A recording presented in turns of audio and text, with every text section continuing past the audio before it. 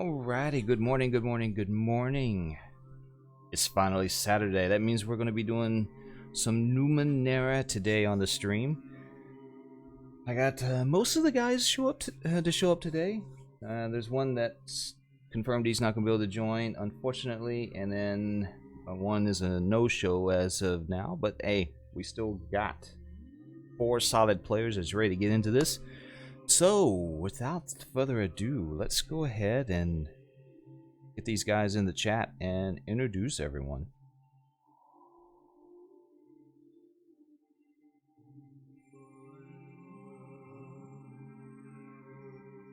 Alright, the stream is live.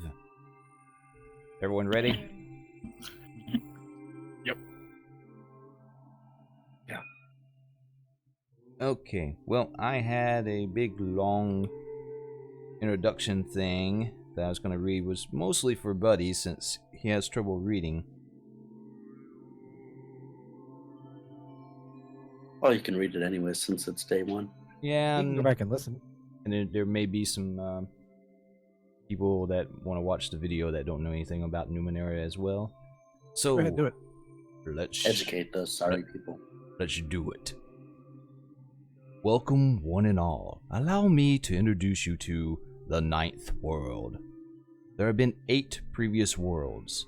You may refer to them as ages, eons, epochs, or eras.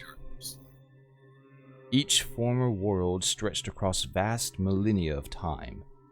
Each played host to a race whose civilizations rose to supremacy, but eventually died or scattered, disappeared, or transcended.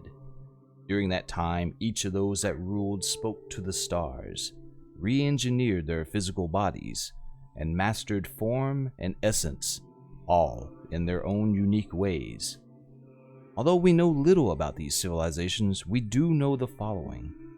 At least one was the center of galactic or perhaps intergalactic spacefaring empires. At least one wielded the power of planetary engineering and stellar lifting.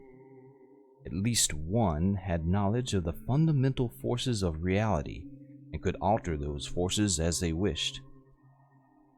The very laws of physics were theirs to play with like toys. At least one filled the world with invisible, molecule-sized machines called nanites, or nanomachines, that could deconstruct and reconstruct matter and manipulate energy. At least one explored the multiverse of other dimensions, parallel universes, and alternate levels of reality. At least some of these civilizations were not human, and each left behind remnants. The 9th world is built on the bones of the previous 8, and in particular, the last 4. It is 1 billion years into Earth's future from our present day. Reach into the dust, and you'll find that each particle has been worked, manufactured, or grown, and then ground back into drit, a fine, artificial soil, by the relentless power of time. Look to the horizon. Is that a mountain? Or part of an impossible monument to the forgotten emperor of a lost people?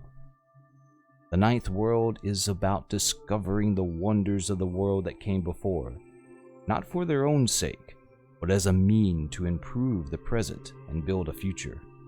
The people excavate and study the marvels of the prior ages just enough to help them survive in the world they have been given.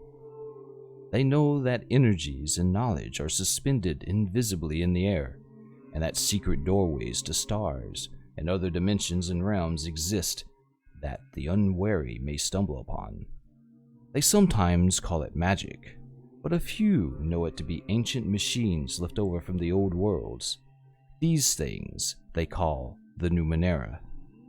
The world is now one single massive continent, surrounded by endless oceans with perilous storms.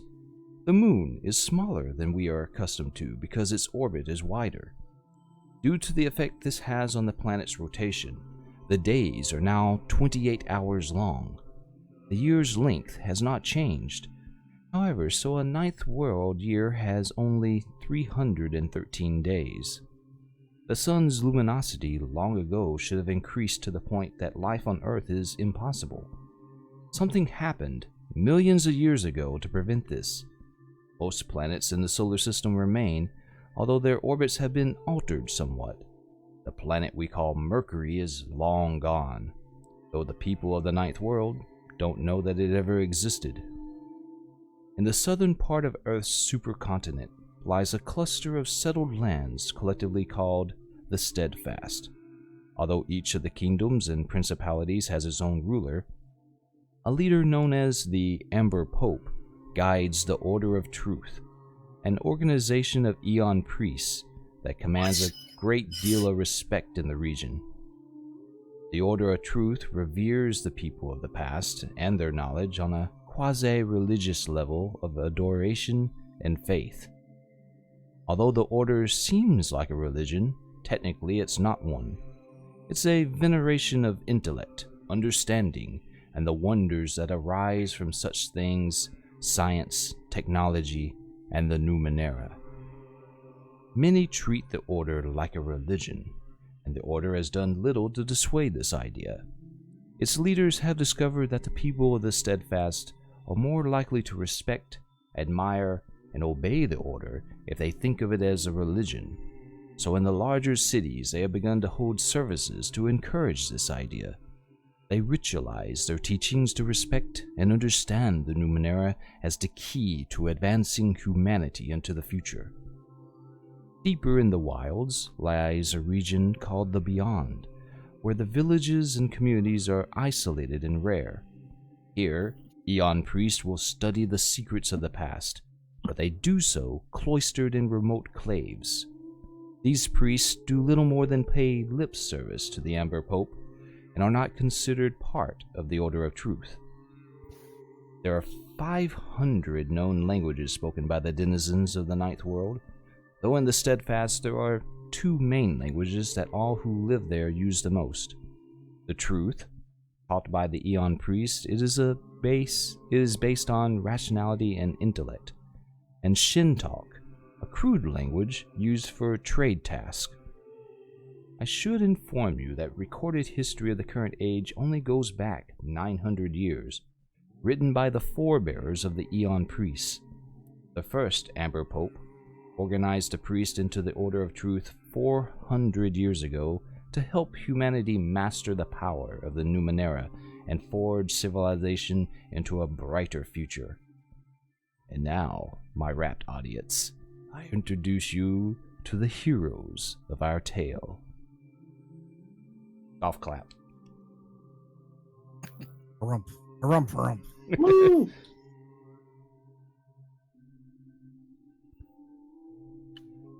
Okay. So, who wants to go first to introduce their character? Silence! I knew that would happen. Not me, not me. No, no. Since you spoke up, go for it, Grumpy.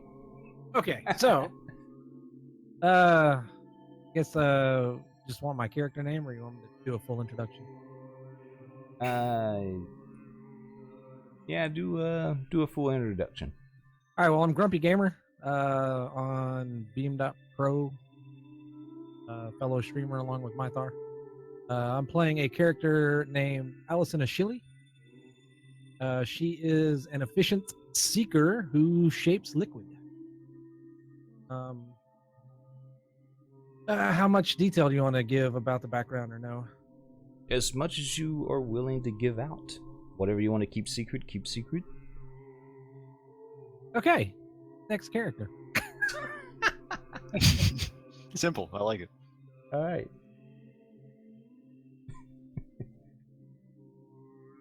Hello, my name is Farim, and I look like a human female of the race Ormurl. I'm about 170 meters high, like 5'6". Dark black hair, green eyes, and high cheekbones. I grew up in the Sea Kingdom of Chan, in a small human village. And I always loved figuring things out, especially people. What makes them tick, what makes them angry, what makes them happy. So I took use of my social skills and talked to all the farmers and people, found out their secrets, what they're hiding from others. Being a rascal. But until my teens, I never seen anyone else from my race, normal. And I met them. And I joined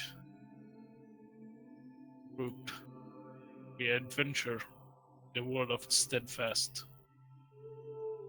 For about 10 years, we did all sorts of different stuff until my rival came and destroyed everything I built up. And after that, I left the Sea Kingdom of Chan and moved east.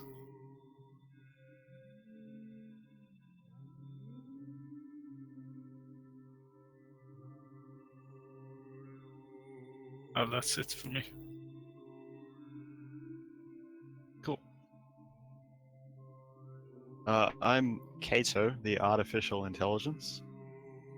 I am a robot designed to be a companion to his creator's family, and I am traveling these lands for an unknown.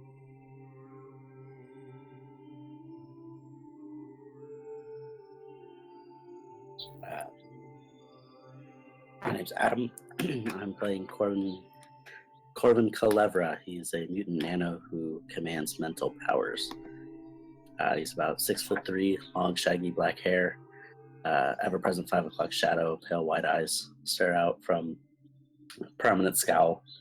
Wears a long brown high-collared leather duster. He looks like the cowboy type, carries a 6-shooter. He grew up in a small city. His parents sent him off to the Aeon priests at the Citadel for training in his mental powers to expand his knowledge. He was taught to shoot by his uncle Jimmy. And he's been on the Wandering Walk for about 8 months with Kato, searching for different Numenera and their own personal quest. And that's it for them. Righty. So, how we gonna run this? Are you all already together, or are some of you at a camp waiting for evening to fall, or what? Are you gonna be together or separate? Since I would probably not be this far out, since I'm not good on in combat situation, I would prefer to start with someone else. Yeah, I don't have a problem with just having been, met along the way and then just joined up. Okay, so we'll start with similar, concepts of we're all going there for a reason, right? Okay, we'll start with Orvin and Kato. You two have been walking on the walk for a while now, and you're currently traveling with a group of peregrines, which are the group of people who are on a religious pilgrimage, basically. And you're currently heading west along the walk, and you see in the distance these big, tall, metallic structures. You can't make out a lot of detail. And you ask some of the monks, some of the travelers with you, they call. You say that all the camps are at the base of those structures, and they're called the mouth cairns, and that's where you'll be camping tonight.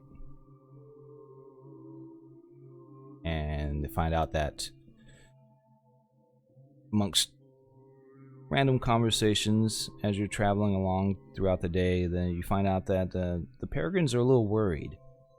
There's seems to be that the travel in the area is more dangerous than usual, and you've been on the walk for a while, and you've seen the remnants of attacks on the people who walk the path, either from the denizens of the area or what is known as skulkers. There's people who make a living of preying off the peregrines who are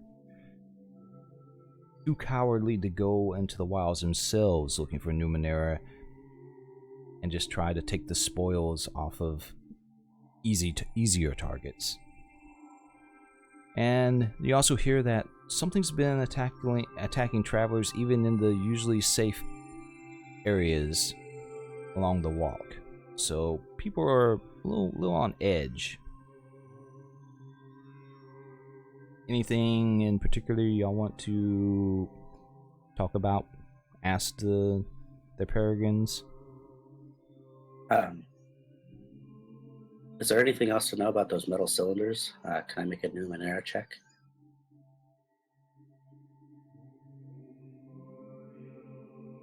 Reading. You want to, if you want to give a Numenera check, you can. First roll of the day. It's going to be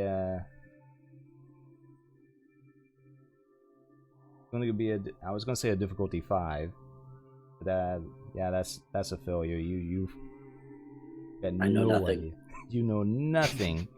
It's What were you looking at?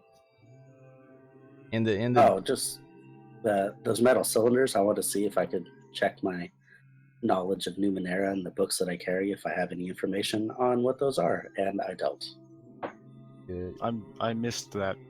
Was metal cylinders? Yeah, basically it's those stone-looking dots on the map there. Oh, the mouth counts? Okay. Yeah, well the cairns are at the base of those, or at least the base of one of those, and they're basically kind of, for modern day terms, kind of like skyscraper-ish metal. In fact, as y'all been talking, you've been getting closer, and they just looming higher and higher and higher, and you go up into the clouds. You don't even really see a top, but they're completely smooth. There doesn't seem to be any windows or any openings. Can I try a same check as Colin did? Sure. It is difficulty 5. Can I assist on that? You want to? You can assist. Yeah, sure. How does that work? So that'll give you an asset. Right. Okay. Did I understand we were all together, or you were just doing 2x2s? Just doing them two. I'm going to say that you and Ferrum are already inside the camp. Okay, cool. I rolled 1. I know nothing. I could do an intrusion here, but it's not really relevant. I'll hold off on an intrusion at this time. You know less than I do about it. I have not seen these structures before, Colvin. And if you want, you can ask. In fact, you question their existence at all at this point. It's pretty much true to form Decato's first reaction. What are we looking at?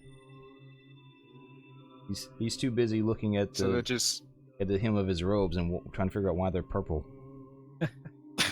They're just giant, clean, smooth cylinders.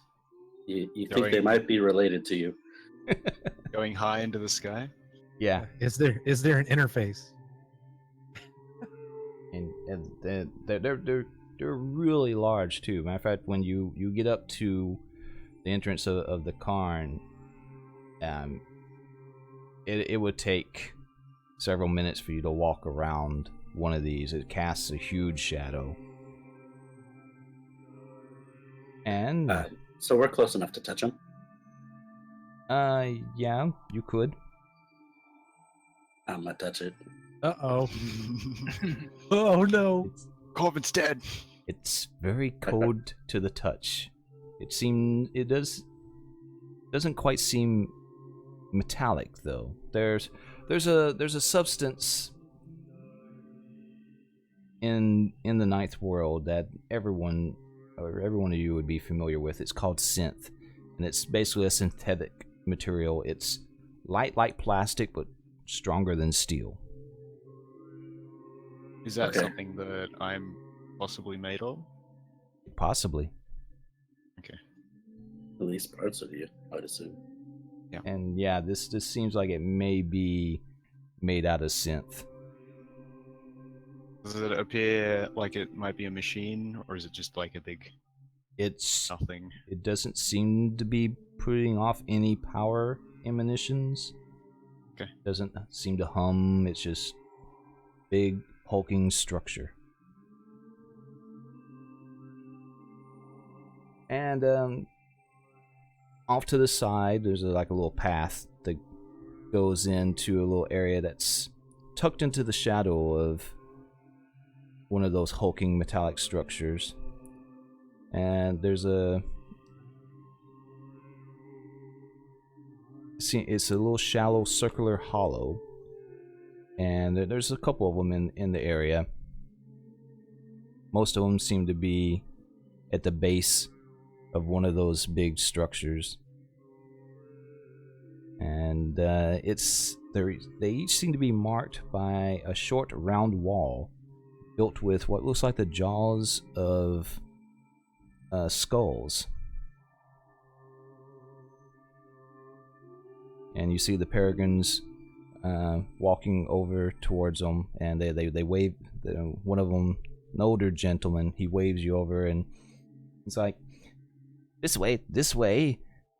This is the mouth cons. These skulls, they're actually made from the bones of dead peregrines in the area. Now, those who enter, we must give some promise of your good intentions to let the slain rest in peace.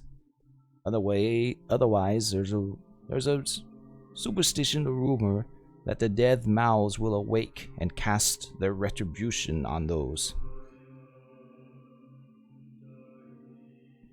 I think Takeda, I said, obviously he hears it inside his mind through our telepathic link. This seems interesting. Would you like to go check it out? Superstition. Yes, I mean, none really know, but most here don't want to push their luck. Especially of late, there's been so many bad goings on and extra deaths lately. So he turns and he kind of kneels at the base of the mouth tongue, and he motions you over. Just follow along, and as long as you hold true to good intentions inside your conscience, nothing bad should happen. And he kind of mutters a quick little prayer, and he does this intricate hand signal. He repeats it a couple of times so y'all could follow along. And then he says, no one should tempt the Slaytongue. What is the Slayton? Give me a difficulty 3 intellect check. And if you have any sort of skills of like history or religion. Can I? Yeah, okay, that's fine. Would Numenera relate to this at all? No. Can I roll as well? If you so wish. Get the low rolls out of the way. Wow. Yep, get it. Just clean them out. Yeah. See, this was me in the D&D game. Bandy Gash's Yeah. retribution. Yeah, last session. No kidding. Cleaning house though. All right. So yeah, you have no idea what he means by slay tongue. Though from the look on his face, it seems, and the look of the others are now coming up. There's about 5 or 6 peregrines in the group, and they all kneel down and they're doing it, and they're eyeballing you and make sure that you're gonna do the little hand signals. So they look honestly scared, or is it like just a tradition kind of thing? Some of them are kind of ho-hum about it, but some of them do seem like they're actually scared. Kato just stands there.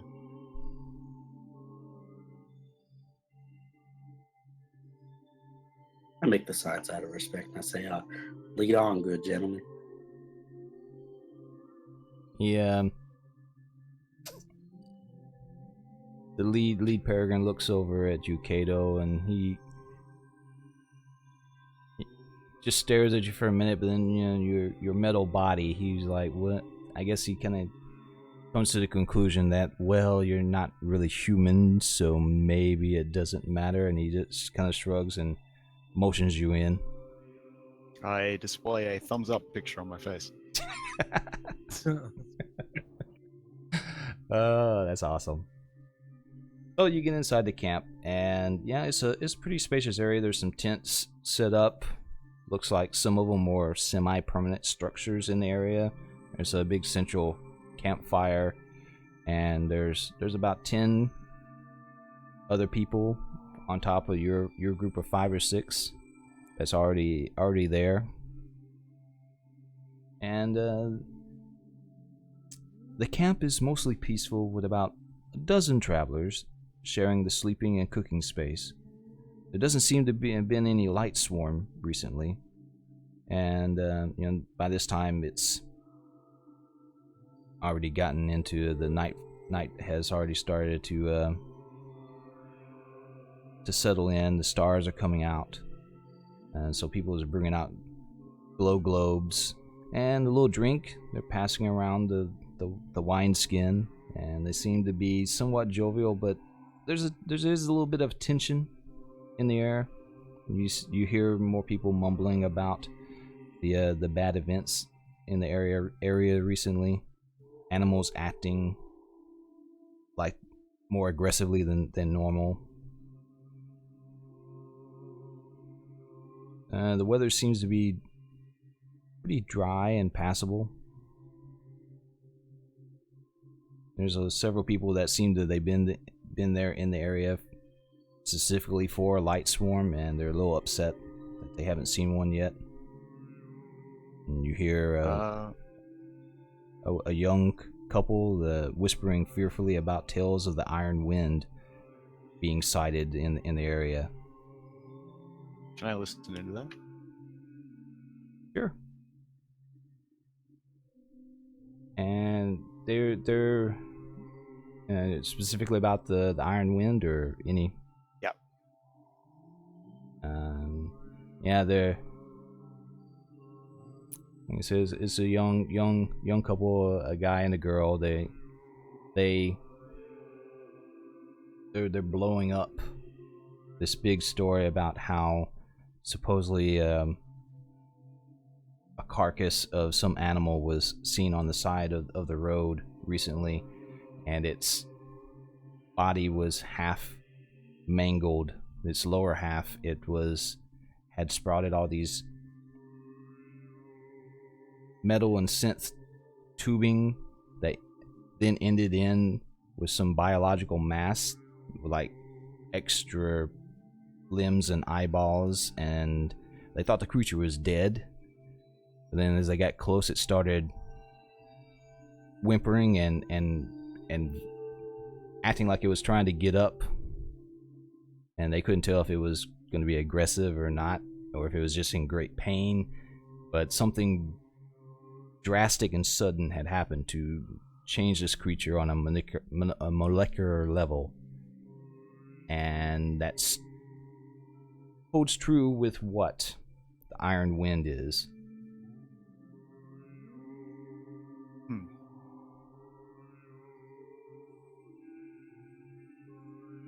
Okay. And then you hear some people starting to talk about the recent rash of deaths in the mouth cairns, and that gets everyone really agitated. And there's an old man sitting in the corner, and he scoffs. It's all rumors. And he holds up both palms, and and you see the exposed length of his arm is covered in an elaborate blood scar. So it starts in the center of his palm in a spiral pattern, and it just rotates larger and larger, and then it winds up his arm. And the two of you have been on the path for a while, and you've seen several other peregrines with that. Have you asked anyone about it? You want to? Could you repeat that? Just that. What was on their arm? Sorry. It's called a blood scar, and basically it's a big like someone took a knife or something and they just dragged this gouge in their flesh in a spiral pattern. It starts out in the center of their palm, and it wounds all the way around their hand and goes up their arm. So it's just a big scar, basically? Yeah, pretty much. Okay. I assume we've probably asked someone about it. So yeah, if you had asked anyone about it, and they would have told you that it's a badge of honor among the peregrines. Basically, every time they hit a major milestone along the path, they gouge out a new circle. And so he has one going way up his arm, so he's been on the walk for a long time. And he doesn't seem to believe that anyone would dare to attack anyone inside the mouth cairns. I think it's just rumor and superstition and people trying to incite a riot. Is there anyone sort of looking out for the people here, like a guard or anything like that? No, Mercenary, just, you know, some of the peregrines look like they're just religious pilgrims guys and a little naive on it, but most of them have some form of weaponry on them.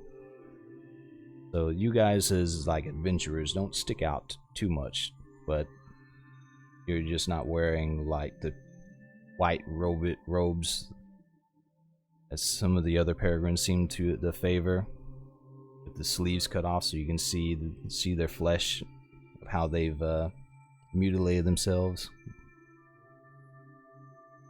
I want to tip my hat to him and say, what have you seen on the walk? Sonny, I've seen many things that would make your blood curl, but no one, and I tell you, no one ever violates the mouth cairns. The slay tongue does not allow anyone to do such heinous things. People that do don't stay alive for long. And what is the slay tongue that you keep talking about? You've not heard of the slay tongue? It's... No, sir. Well, some would say it's like a boogeyman or a curse, but anyone who desecrates the memories or bodies of the deceased, the slay tongue comes for them. You may not die immediately,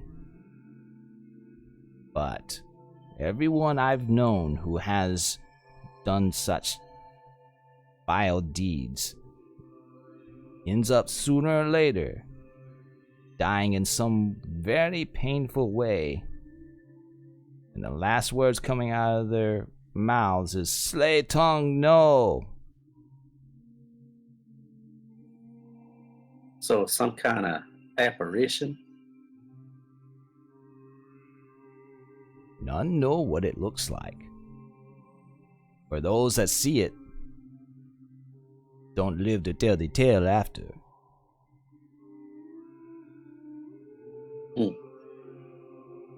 Okay, This then. is fishy. And as you're talking about this, there's a younger guy. He pipes up. My mother saw it with her own eyes. He points to a woman who's sleeping along the edge of the hollow, and then he makes the circle of augmentation with his fingers. This is a gesture where he kind of holds up two fists and kind of twists them in opposite directions. And he says, "She has mech eyes. Trust me, she sees everything. I can't get away with anything." And with that, a couple of people kind of laugh nervously. That sounds like a rough childhood.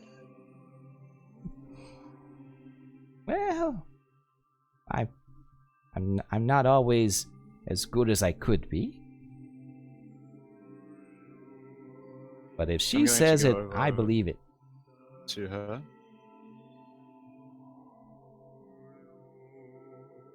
Okay. Yeah, she's sleeping over on off to the side. I wake her up.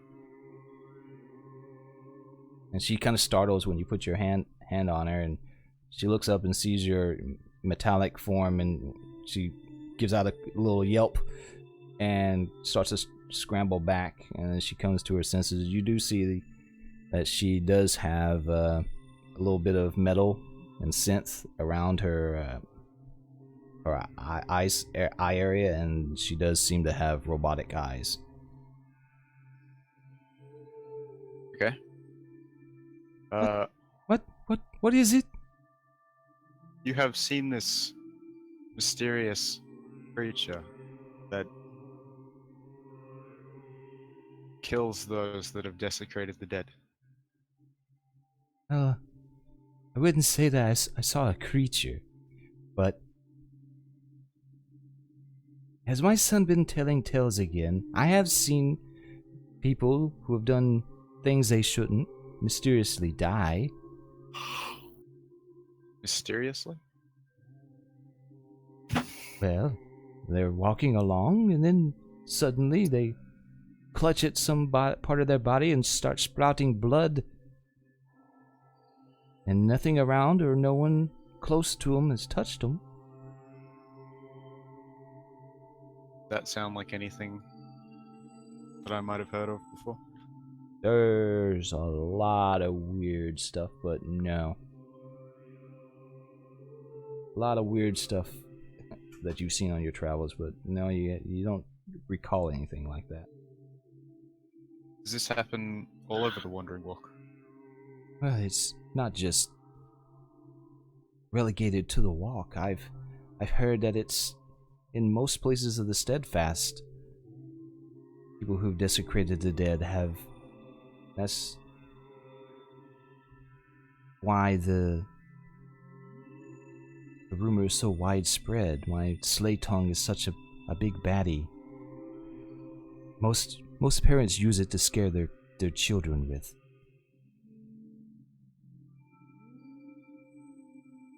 Okay. I walk away.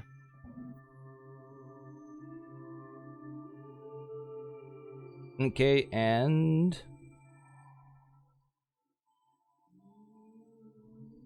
the rest of the party, Ferrum and Allison, you're also here, and you've seen all this go on. You've seen new group of peregrines walk in. What have you guys been doing this whole time? I wanna walk around one of those cylinders to see if I can detect something while my palm touch the surface. Yeah, and while he's doing that, I'm looking for a body to desecrate. Just want to push your luck. There's no bodies to desecrate. None that are dead. All right.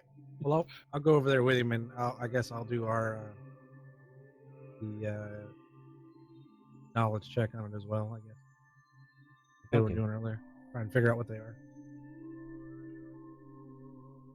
I believe it was a difficulty 5. Distinct What was that? in the crowd? Do I appear pretty distinct in the crowd, or do I like fit in? Depends on what you're wearing. How much of your roboticness are you, or your artificialness are you just trying loose to? clothing, really. So yeah, they can tell that something is up with you. Most people probably are skirting around you, not getting too close.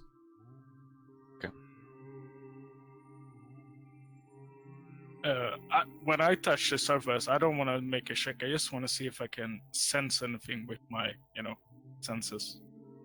Since I can see through barrier and stuff. As a Ormel. For as far as you can tell, as far as out as your senses go, it seems like a solid object. Okay, at least at the base. Because Yes. I can only sense 10 feet. Yep, you get nothing out of it. Yeah, so there was one other thing I wanted to do too. If I was listening to that whole conversation, and I'm assuming I was, if you're saying we were nearby, Yeah. I wanna roll a deception check on that guy talking about the slate bones. Alrighty, let's see.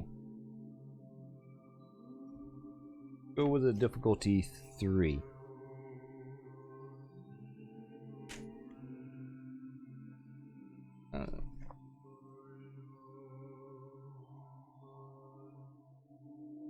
He seems pretty earnest.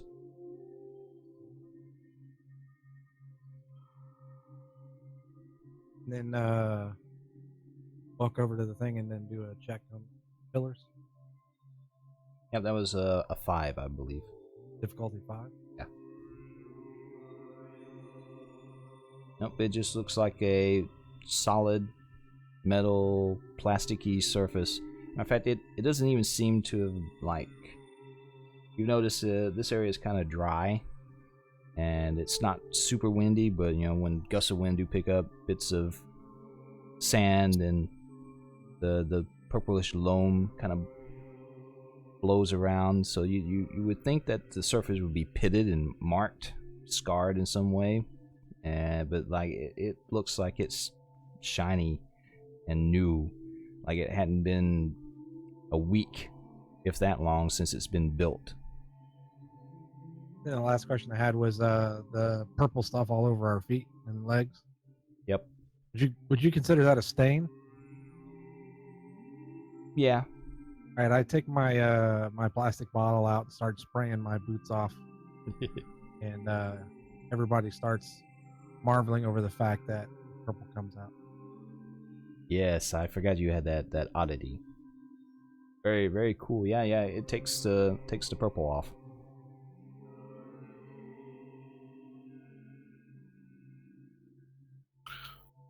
Anyway. I have a question. If you want you to know something secret about our background, when are we gonna fill you in on that? What I was doing, I was having people send me a private message on Discord. Okay, I will do it after this session then.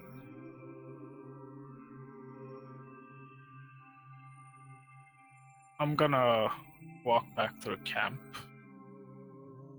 And when I pass by Kato, I'm gonna stop. Alright. I ask Kato, who are you? What are you doing here? I can clearly sense that you're not similar to these other people.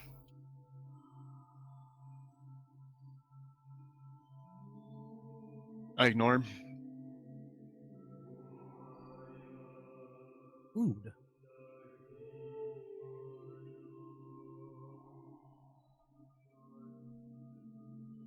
I just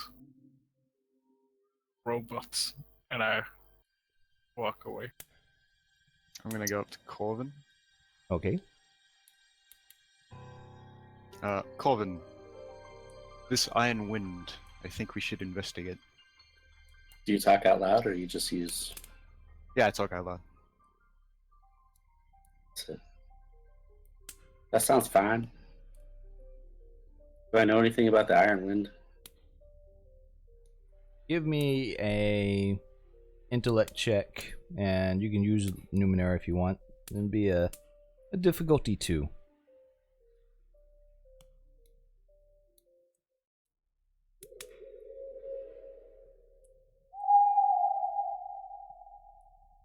Oh, yeah, you know all sorts of Yes. stuff. So yeah, it's a fairly common knowledge about the Iron Wind. It doesn't stay in one area. It pretty much travels all over. I mean, it roams in the beyond. It roams through the steadfast. It just doesn't seem to have any reason or rhyme. It can like pop up at any time, and it looks kind of like a cloud, maybe like the biblical sense of the locust swarm is that just roams the land, and wherever it goes, whatever it touches, everything, dirt, plant, animal, stone, it changes everything, and it's random. I mean, it can mutate anything into anything. And with that, Hyro, I'm gonna let you go ahead and know that you've done some research, your studies, or maybe your relatives who are explorers have told you about it, and you actually know that it's a bunch, billions and billions of nanites, nanomachines, that no one knows what they were originally created for. You don't know if they're just going cuckoo or this is what they were programmed for, but yeah, they make everything on a molecular level, and most people who stumble into the Iron Wind don't come out alive, because it doesn't put you back together in something that would survive on most cases. There's been rumors some people have survived an encounter with the Iron Wind and had their bodies augmented in weird and ways that they're able to overcome their disfigurements and find themselves with new and unique powers, but it's not something most people would want to even attempt. Most people that see the Iron Wind coming, they just run. I say, let me think, Kato. And I telepathically share that information with him, I guess in a burst. I said, that's everything that I can remember about it. Yep, I'll take it all in. Chime up and offer to join them if it suits them. Okay. So you see Allison walk over. She offers to join you. What do y'all do? I look at him, or her, sorry. Just observe. Say, Kato, you mind if she sits with us, or would you like this one to pass as well? I'll let you decide, Colin. Say, sure, have a seat. It's a free Karn. Well, it's nice to meet you. Oh, have we met before? I don't know, have we? No. It's up to y'all. I would assume no then. Oh, no. So, allow me to introduce myself. My name is Allison, and I'm basically out here just looking for a new adventure. So, you sound like you have a goal, and sounds like it might be fun. Well, good evening to you, ma'am. My name is Corvin, and this here is Kato. Greetings.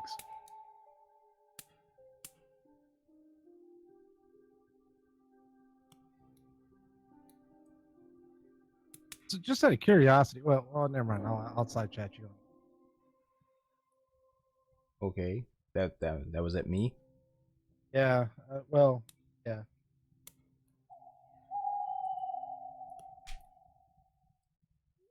Okay, anyone else gonna do anything before you bed down for the night? No. I'm gonna turn to Allison. Excuse me, Allison. Have you, perchance, come across any other machines similar to me? Let me think.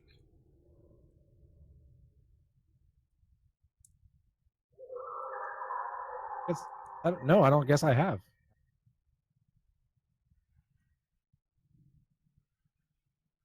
Okay. You are a bit different, Kato. Yeah, full artificial intelligent beings. Are kind of pretty rare. There are things that are called automatons, which are more like straight up robots with limited AI, or they have like some sort of specific purpose. They're usually in Numenera ruins, and they're from the ancient age, and they don't usually get along very well with normal people.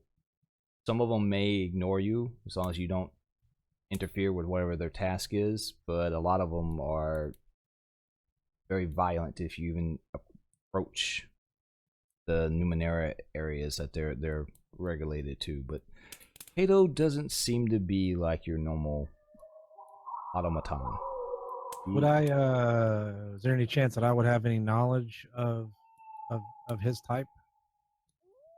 Maybe just from past experiences or books or anything like that, or is this a pretty unique? Pretty situation? unique. You can ask. Yeah, you can inquire with him about his You origins. can just say, "Are you an automaton, or what are you?" You know.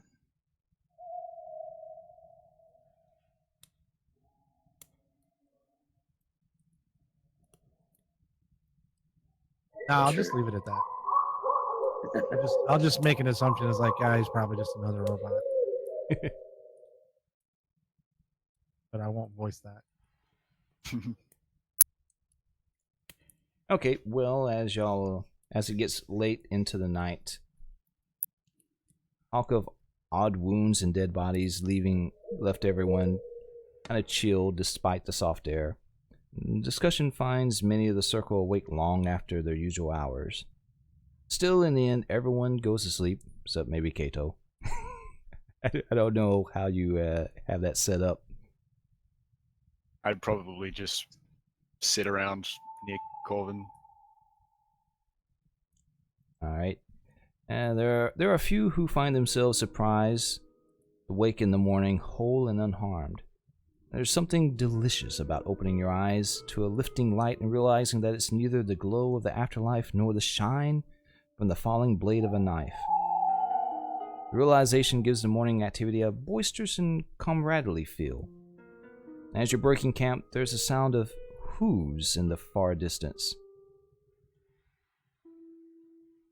Almost as if it's the sound of an approaching army, a huge number of creatures making their way toward the hollow. Although there is no sight of such a thing, not even from the augmented eyes of the mother. A few minutes pass, though. Can you repeat that? Am I breaking up? Mysterious ooing. No, I'm just trying to understand what you said. Okay, so you're getting up in the morning, breaking camp, and you hear the sound of hooves in the distance. Almost like this, it's either like the sound of an approaching army or a huge number of creatures making their way across the land toward coming in y'all's direction. You said we couldn't see anything though? No. No, Not because at- we're not- inside the car. Not at first, but the mother who had augmented eyes, she does after a few minutes perk up, and she yells out that she sees something. What it looks like one creature. She's like, it seems to be a scuttlemorph coming across the sands from the direction of the false woods at a very fast pace, and oh my god, it seems to be carrying 2 riders. I think it's a scuttlemore. Yeah, do we know what that is? Man, what's a scuttlemorph? She looks over at you, and it's extremely large creature. They generally are in the from the false woods. They wrap around the tree trunks and wait for passerbys. If well, they're pretty docile unless you try to climb their trees, then they could attack you. But they're extremely large. They're about maybe 20 feet long or so. Then they got millions of legs. And so for So it's present a millipede looking creature? for present day, it would probably look like a giant centipede or millipede type creature. That's what I was thinking. How's the crowd? Well, they were a little worried at first. From the sound of like maybe someone was actually going to attack the cairn, and then they're confused and amazed when she says it's a scudomorph and someone's riding them. No one rides a scudomorph. You hear the old cantankerous old man from last night. How far away do they seem to be? They're gonna be here within a couple of minutes. They're moving really fast. Say, Kato, let's go. Okay. Can I get a good view of them coming? Yeah, and they seem to be coming straight up to the mouth cairns. Is it at a reckless pace or anything behind it? It's like someone riding a galloping horse. They do seem to be moving with an extreme purpose. Do they just appear regular old humans? Yeah, once they get closer, it looks like there's a couple of kids actually, teenagers. Does the scudomorph look troubled? Like maybe it's not keen on this. Well, you don't really know much about these creatures, Too far away. but no, it doesn't seem. It seems like a mount. Okay. Oh, so it actually looks like it has a saddle on it. No, they're just Or they're just riding they're bareback. just riding on, clinging on to its surface. Okay. Okay, so it actually rides pretty quickly. Its many flat feet barely seems to disturb the earth as it settles to a stop between the structures in the hollow. You see that one of the riders is a young man who's clearly injured from a fight of some kind. His wounds are serious, but doesn't seem like it's life-threatening. The other rider is a girl in her early teens, and she seems to be distraught. She's hanging on tightly to the boy's waist. None of them bear the marks of the peregrines, and they don't have the telltale blue-green, purplish stains on their clothes from walking through the area. And she seems to be sweating a lot and kind of swaying on the back of the creature. Feeling sick? I will make my way over there, staying I away, I also- guess, from the creature's head. And as you approach, the scudomorph kind of swivels its head towards you and kind of slightly threatening. I put my hands up. I say, I mean no harm. And I approach. You look like you need help. The boy kind of glances over his shoulder at his sister, and he's like, "Mister, you may want to keep your distance. These things, I don't know what it'll do if anyone other than us gets close to it." And he actually takes his sister's hand. Getting a little. Takes the girl's hands, put them off his waist, and he slides off the beast and walks towards you. And he's like, "My name is Patel, and we come from the woods. Our village has been attacked, and I've come looking for help. I You need." require medical assistance. He looks down at himself and he kind of winces at his wound in his side, and he's like, I'll be fine. I need someone to take care of my sister here. She needs to. Can I attempt to heal him? Yeah, if you want to. Okay. I also approach. And he's, as you're walking up to him, he points over at his sister. He's like, my sister, she needs to get to the Syrian basin. She needs protection. And I got to go back and defend the village.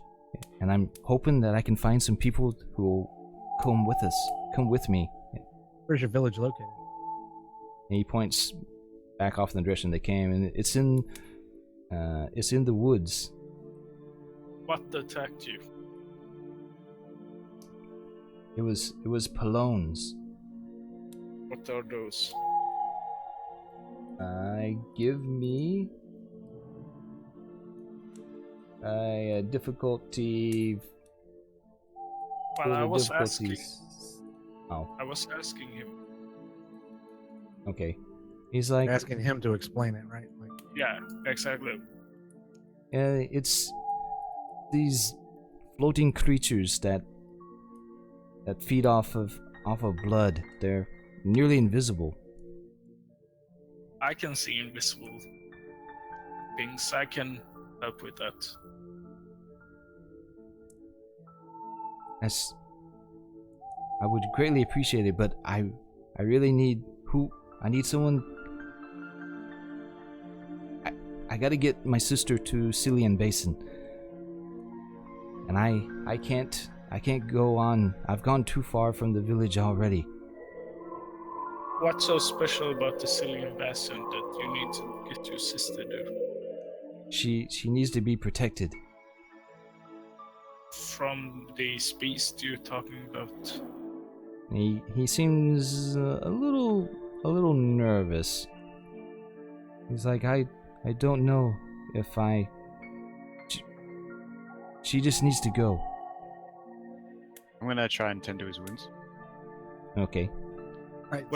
So I'm hearing two things, right? So you need somebody to go back with you to the forest to help fend off the attack, but then you also need somebody to take your sister to the basin. So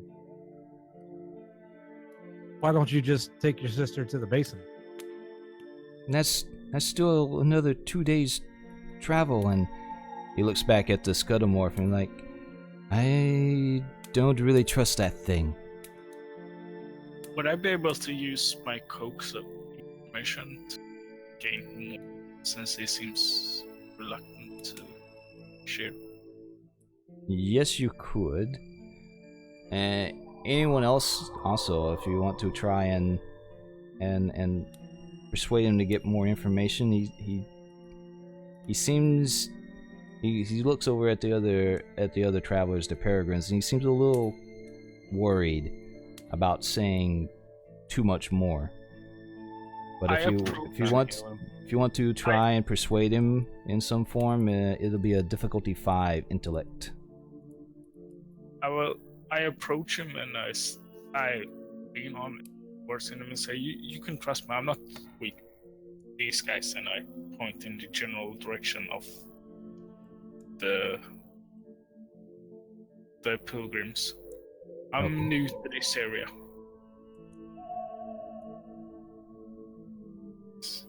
Because I want to use this ability. Okay. How do I... So it'll cost you right off the bat 1 intellect point to attempt it. And it's a difficulty 5 interaction. So how do I roll it? Let's see. Let me read what it says.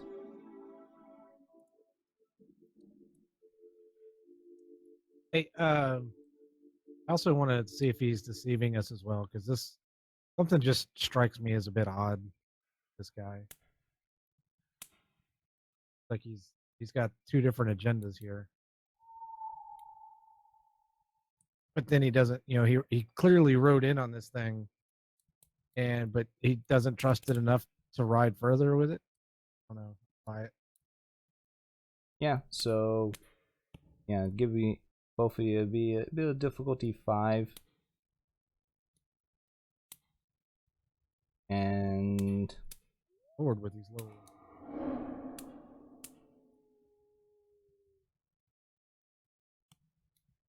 the same thing, I don't see that you get anything unless you want to use effort. You can always use effort to make it easier. Doesn't say that your coax information really gives you any other bonuses other than you just attempt. And if it succeeds, you get some information out of him. Yeah, but it would be persuade. I could use persuading, right? Because I'm trained with that. Yep, you can use a persuasion roll. And using coax of information also make it easier. Yeah, so no, well, it doesn't make it easier. So basically, it doesn't make you trained. So basically, what it does is, if it succeeds, you get some information out of him that he may not have wanted to give up. Okay. And since I have an edge of 1, that lowers the difficulty, right? Right. Well, edge makes the using effort cheaper. Okay. But you know what? Since you are using kind of 2 skills and persuasion, and that does since you're gonna use up an intellect point to use it, I will say that you get a little extra asset. Okay. So yeah, you get one asset. If you want to use effort, you can use effort. I was just about to say, was there anything I could do to assist him? And if you're trying to help out, yeah, you can try to help out if you want. That'll give him another asset. He's perfectly capable of doing it on his own. Yeah, and remember, I'm whispering to this guy, so only I can. Oh, okay, I got you. I don't know how to apply asset to. I was trying to do. Oh, so yeah, if you look at your character sheet, let's see. How quietly are you whispering? Because me and Kato are standing like right next to him. Yeah, I'm tending to his wounds. Yeah, well, I'm whispering, so this one. So yeah, if you look on your character sheet where the action thing is, there's a difficulty. So to do the difficulty 5, you would change that to a number 5, and then right below it is an asset. Can I hear this? And you could change that either to a 1 or a 2, because you can only have up to 2 points of asset. Can I hear them? Yeah, you can hear them. And he But do I need to reroll, or can I go with that 18? No, the 18's good. So yeah, I'm just asking since I didn't roll it, right way. Yeah, that's just for next time. So he looks up at you, and he's like, he seems to warm to you, but he looks over at everyone else, and he once you're finished tending to his wounds, he grabs you, Ferrum, by the arm, and he kind of walks you off to the side. And if anyone else tries to approach, he just stares at you until you walk back off. And he tells you that his sister, whose name is Syria, she's controlling the Scudomorph through her powers as a Beal. And it's the protection she needs is for her mind, which seems to be affected by some sort of strangeness that's been gripping the whole region. And he's very protective of his sister, and he's reluctant to reveal this to you. And he's like, I'm not going to tell anyone else this, and I'd prefer it if you didn't either. But she needs to be protected. Well, I can tell you this. I will not tell the pilgrimage or anyone else who is living in this area. The secret is safe with me. Why is this information secretive? You don't know, because he walked away. He's only he seems like he would only tell one person this. Oh, he walked away? Yeah. Yeah. Oh, could I attempt to listen in anyway? You can. You have any sort of Yeah, abilities that would help you? I flex skilled perception when we started the game. Okay, I'll allow that, but yeah, it'll be a difficulty 6. He's making Okay. he's making So an effort to try and not have anyone else over here. He walked So away did in the I- middle of getting treatment from. Yeah. Well, he No, said he waited for you to finish up binding his wounds, and then So he's all good to go? Yeah. Okay. He'd been traveling for a couple of days. His wounds were scabbed over, but it was a serious wound, but he had pretty much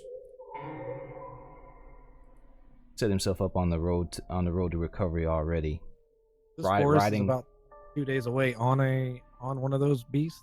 Well, it'll be 2 days for you guys, and he's probably about a day, if even that much. I think it was moving pretty fast. So Gato, you're rolling to find out what they hear. Yeah, I'll use an effort for that as well. So yeah, the same thing on the character sheet.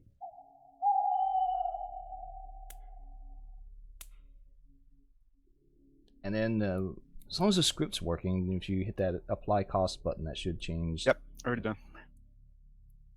And so yeah, success. So you do actually overhear what everything that they said. Okay. And while this is going on, the sister starts to swoon, and she's about to fall off the scudomorph. She starts leaning over and sliding. I'm gonna try and catch her. I thought he brought her down. No. No, he hopped down. No, he just took her hands off his waist and then slid Oh, down. okay. Guess I missed it. So I'm like right near there, right? Because he was. Yep. They went on the You and Corvin are there. Either or both of you could try to catch her as she falls. Can I assist is him? it- Yeah, that'll make it easier. I want to assist him by distracting the scuttlemorph. I'm gonna walk over to the lady with the cyber eyes and ask her if she sees anything that's been following them. And she scans the horizon for a little bit and says it's all clear for now. And for catching her, give me a difficulty 2 speed. And what are you going to do to the scudomorph, Corvin? But you said it would attack anyone that gets near it, correct?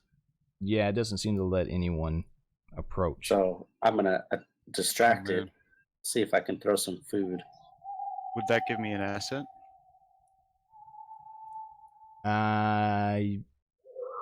Yeah, sure. So that I would succeed then because I rolled a 4. Alright, so yeah, she falls and lands in your arms. And as soon as she is no longer in contact with the scudomorph, it spins around and looks like it's scanning the area, and it doesn't quite know where or what it wants to do, and it decides that it doesn't want to have anything to do with all the people around it, and it just runs off into the plains. Awesome. I walk the little girl over to her brother. Alright, so So what was the conversation they had before again, sir? I overheard it. Something about a Bale? yeah, he called his sister a Beal, and that she was being mentally attacked in some way. Do I know what a Beal is? That would be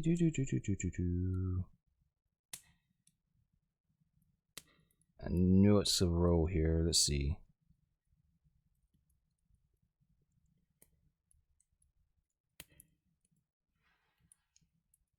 Give me a difficulty 5. I think it might have been listed somewhere and I didn't write it down, but difficulty 5, intellect, and if you got any sort of skill in history or genetic. All I got is Numenera. Yeah, that probably wouldn't. This would be more like a mutation, genetic type knowledge. Okay, so just difficulty 5. Yeah. Okay.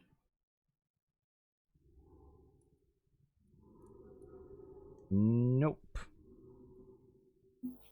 And since you heard it as well, Ferrum, if you want to try to deduce what a beal is, you do the same thing.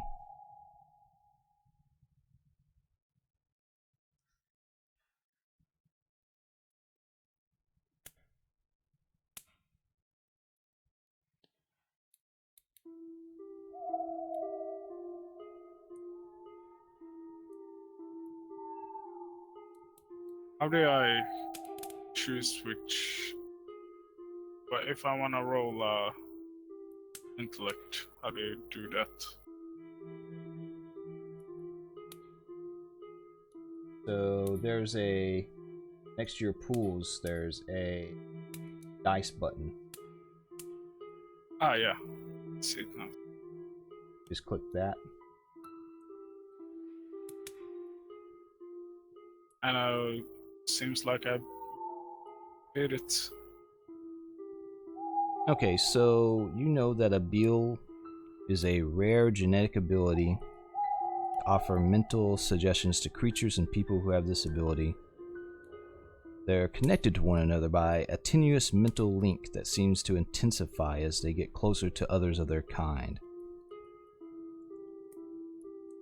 Imagine, it says, imagine a solar system where the gravitational power of a star pulls the planets closer to one another and to itself. The word beal is a bastardization of beal, a Scottish term for the mouth of a river or valley. Assumedly, the word was originally used tongue-in-cheek as a way to describe those with the ability to communicate without using their mouth. Would I be able to deduce that the things you rolled also would have disabilities, since you said that you can only use it on stuff with disability? It seems with this knowledge and how it reacted as soon as she lost contact with it that she was somehow coercing it to do what she wanted it to do. Okay. What kind of condition is she in? She is shaken. She's clearly distraught. She doesn't seem to... She's not talking a whole lot. But actually... She's not injured? She doesn't seem to be physically injured.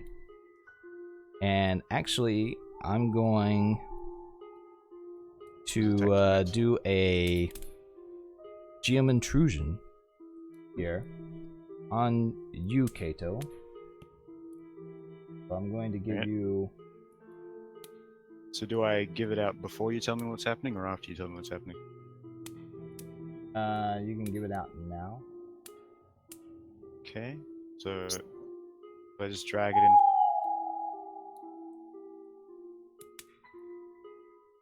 Accept trade. Alright, and then how do I do this? As long as it'll let you do it. If you click the number, it'll bring it up. And you can drag it over the icon of the person. Most of y'all get rid of the little windows at the bottom, right? I keep mine up. I'm going to give it to Tharm because she was involved in that encounter. Thank you.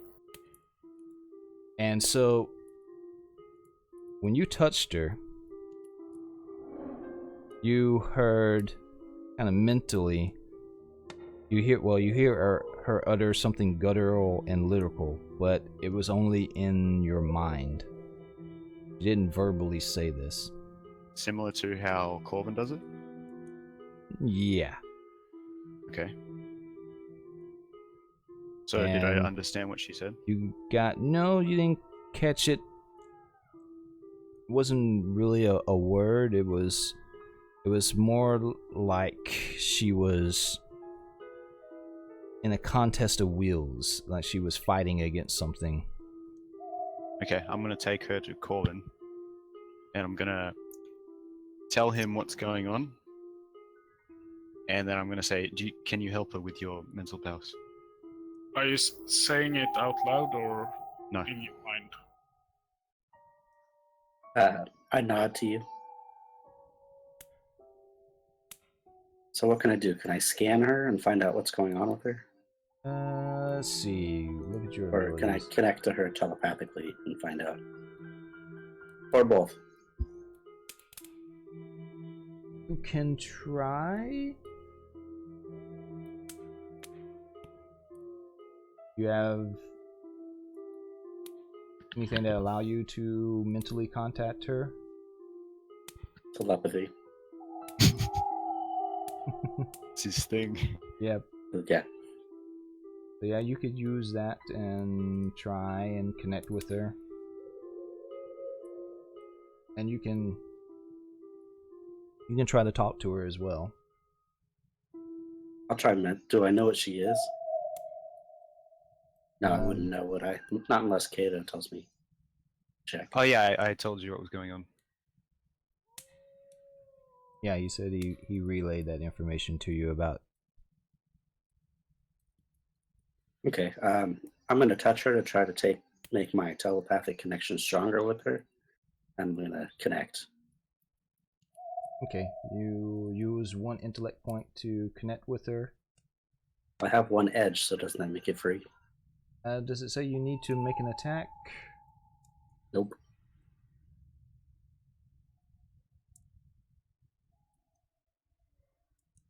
Sorry about that. Ignore that. Alright, I'm going to say that This has to be she's willing and shocked. able. She's shocked at first to feel your mental touch, and she seems to start to struggle. And then I say out loud, I only want to help. And she Sorry, what'd you say? She when he brought connected mentally, she started to kind of resist. Now, are you still holding her, Kato? Yeah, I'm just making her comfortable. Yeah, she kind of started to squirm, and she started to mumble out, "No, get out!" And then she recognized. Then she actually started to recognize Corvin's presence, and she calms a little bit, and she. What do you say to her? I say I only want to help find out what's wrong with you, so we can assist you and your brother. I send that telepathically with, I guess, feelings of kindness. And she both mentally and physically speaks out, though physically her sentences are incomplete and it's broken, but mentally you get a stronger clasp of what she's saying, and she's like, I'm fine. Patel needs help. Must save our family. And she insists that she can travel the rest of the way on her own. Say, will you be okay traveling to the Cillian Basin with the Peregrines? And she's like, Patel won't let me be alone unless it's with someone he trusts. He doesn't trust the pilgrims. But I can survive. You must agree to help our family. So we'll do all that we can.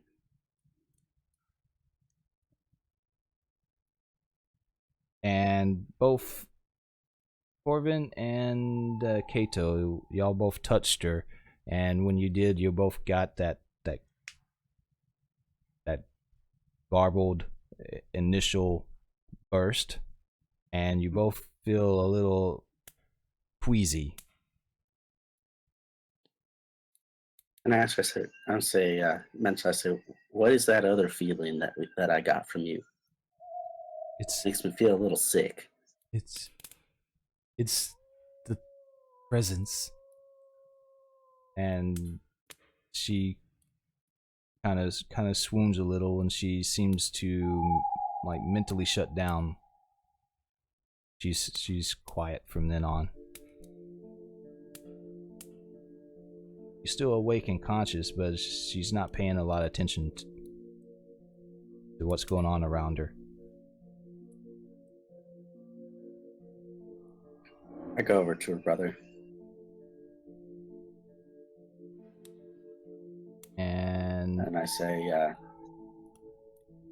is it the Palones that have contacted her or are messing her up somehow? Palones, they're more bestial than anything. They're razor thin, floating entities that just feed on flesh and blood. They don't never communicate or affect anyone. But what is the feeling of sickness I get from her? I don't know. That's never happened before. Well, she wishes us to go with you to help your family, and she would like to travel alone. She says you don't trust the pilgrims. Is there any reason for that? Not all pilgrims are nice people. And they don't live here. They travel, and some of them cause mischief. So either, and he looks over at Ferrum, either you or your friends take my sister to the basin, and I go back alone, or I'll continue on with my sister and hope that one of you will be brave enough to assist my family. What if I try to address the pilgrims here and convince them to help your sister? I will not tell her secret, but I will try to publicly address them. He's like, no, I will not hear it. Do we have a map of the area? Yeah, it's that in that handout, the Wandering Walk. No. Our characters, do we actually have a map?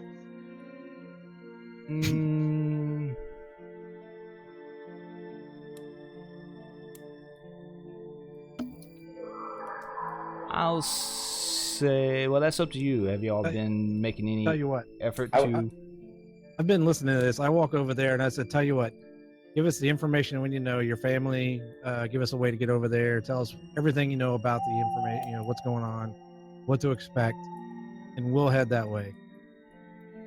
You can take your sister down to the basin.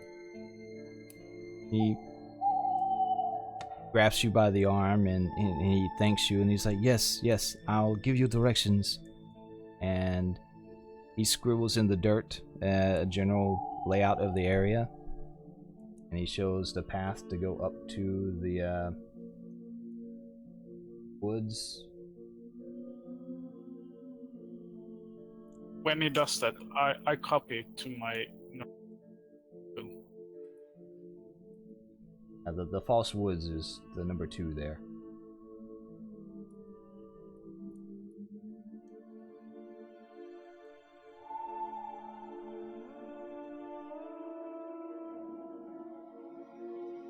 And he's like, I would prefer to be able to help my family myself, but I have to take care of Syria.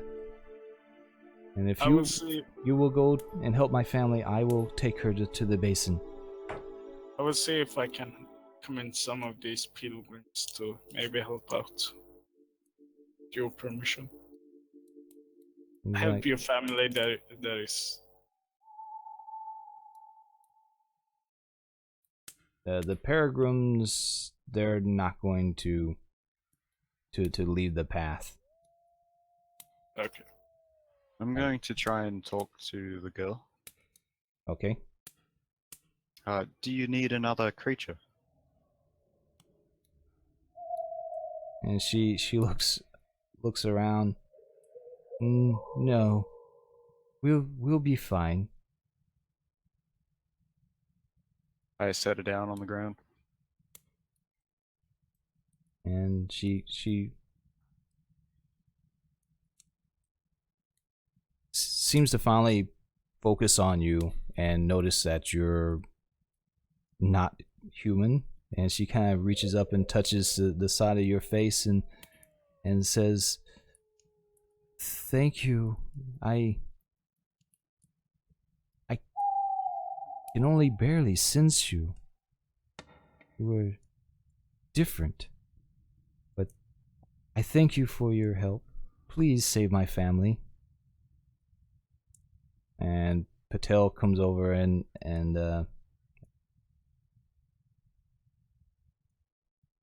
grabs her. I had to check, make sure I was getting his name right. And then he wanders into the camp and pulls out a bag and gives her some food and some water, and he looks up and like, "Yes, please head out and save my family." Is there anyone in the camp who doesn't look like a pilgrim besides us? Now the majority of them are looking like they're pilgrims. Okay, but there's no other, a group that I can address and see if I can convince them to help out. You can attempt to. What are you gonna try and have them do? Help the village. I have public speaking as one of my skills. That's why I'm see if there's anyone that might be in helping out protecting the village and make sure the area is safe. And if you bring this up, they pretty much say that they'll help the children get to the basin. That's the general path that they're heading on, but they're not going up to the woods. They say the woods are filled with scudomorphs and other things, and it's dangerous, and they'll take the kids. Kato starts walking towards the forest. I follow. Yeah. I walk with Kato. I approach Corvan and I say, "Hello, my name is Faring. We haven't been properly introduced. Seems like we're going to the forest together." That's where we're headed.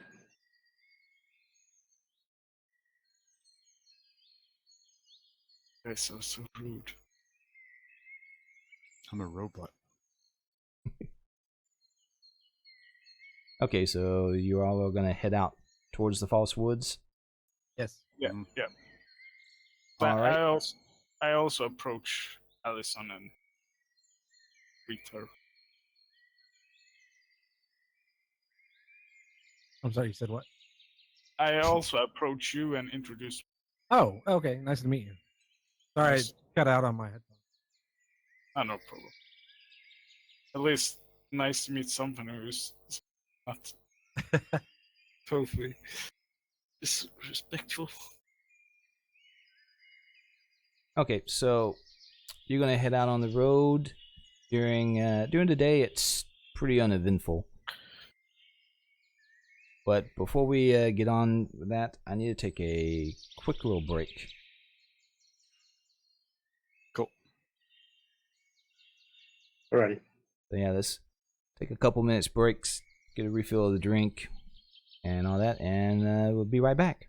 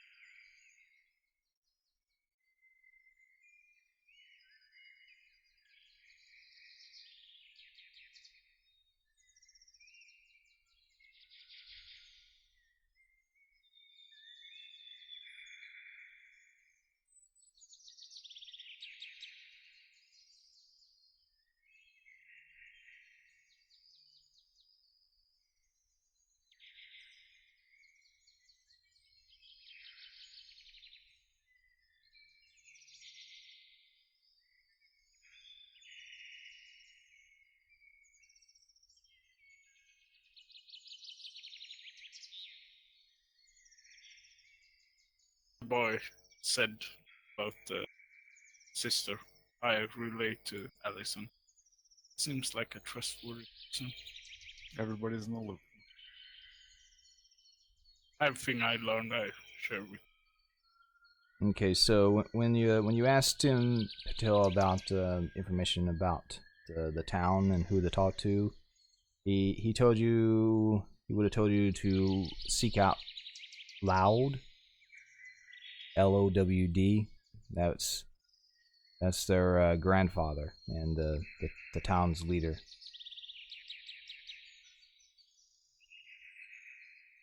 And he gave you the direct route to go through the village. He said it's not going to be very difficult to find. It's not too deep, too far into the forest. We're gonna have to navigate through a bunch of those things. He says that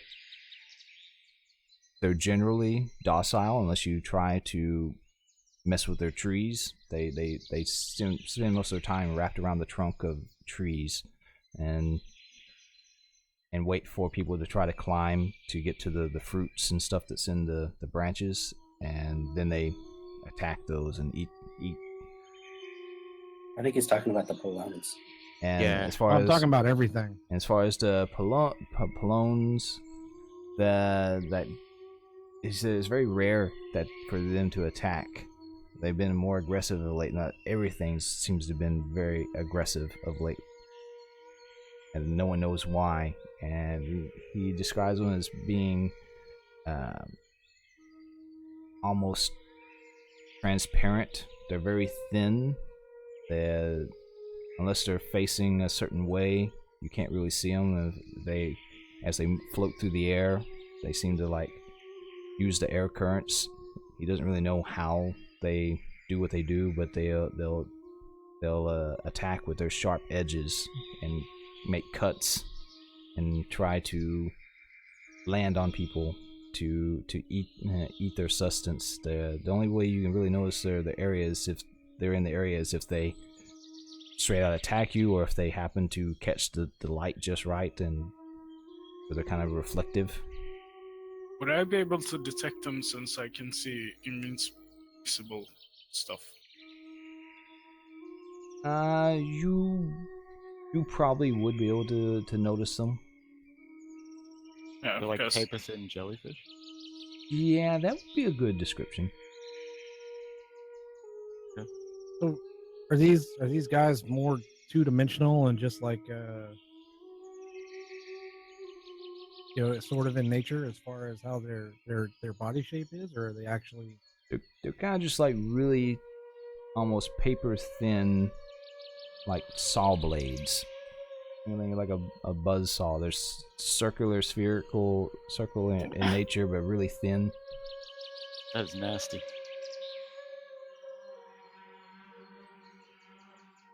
Yeah. And as you're walking during the day, not a whole lot. The same terrain that you've seen. Heading out into the plains, often to the distance, you can see the small little tops of woods slowly getting closer. how do you spell the thing the sister was? What they were riding? No, the ability she had. Oh, the Beal. It's like Beale, I believe. Okay. Let me That's check. basically what a telepath. Yeah, they got some mental abilities genetically built in. I guess I was trying to find it in the Corvin, you know what a beal is?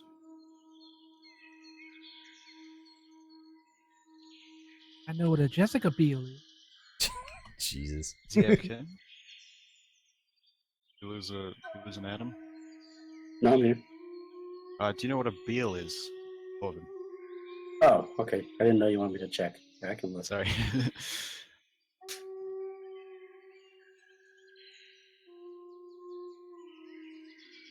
Guess that's an intellect roll. Yeah, that was. I think I said it was a 5. Can I use Numenera on that or just straight intellect?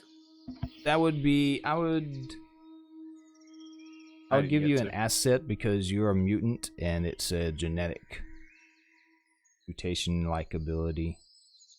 Cool. And Kate, are you assisting? Or I have no I can only idea. have one asset, right? You can have up to 2. I don't know what it is. I can't assist. Does not compute. Yep. That flashes across his forehead. Hey, real quick, can you list the boy and the girl's name again? I got the I right. say. Patel and Nope. I don't Syria. think we had the girls. Oh, you said it wasn't Numenera, right? No. No, it's not Numenera. Yeah, then I don't know. It's even worse. What was the girl's name again? Syria. As in the country? Seria. Okay. Did you tell us that before? I don't recall that. I think No, I don't think so. someone. I think it may have been Ferrum. Yeah, you said her name once before, and I thought of a inappropriate joke. Oh, okay. And Yeah, I missed that. yeah, But forgot to write it down. Alison knows what a Bayou is, since I know it, and I share the information with her, but not the two of you. Okay. Sure. Okay, so as it's getting closer to evening, while you've been traveling,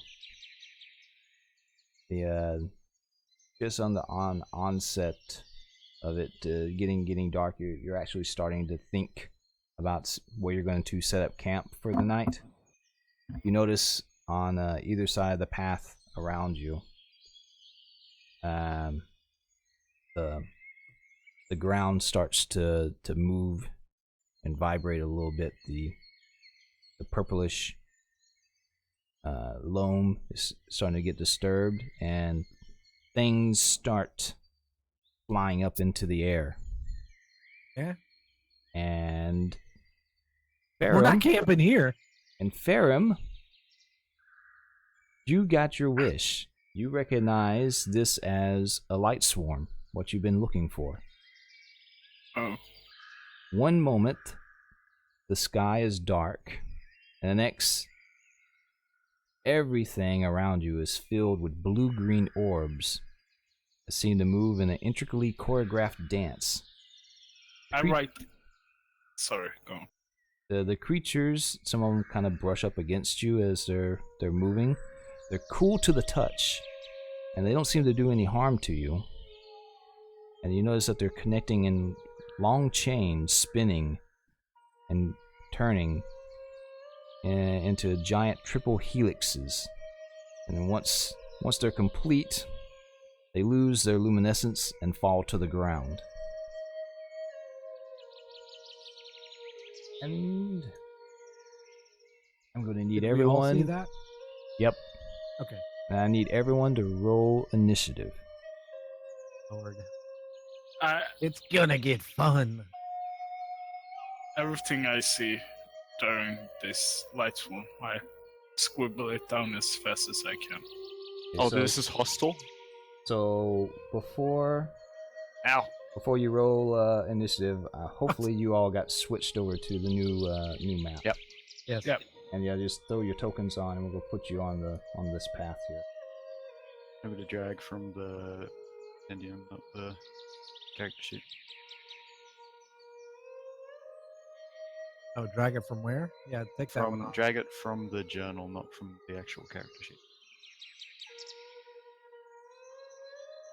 Yeah, you can go to the journal tab. I think you did it right. So Just No, I pull just your dragged it name. off my character sheet. Yeah, no, just pull your name from the journal. It'll create the token. I like that. If you pull your name from the list of characters, Okay, thank you. I was trying to figure out what journal was. yeah, Sorry.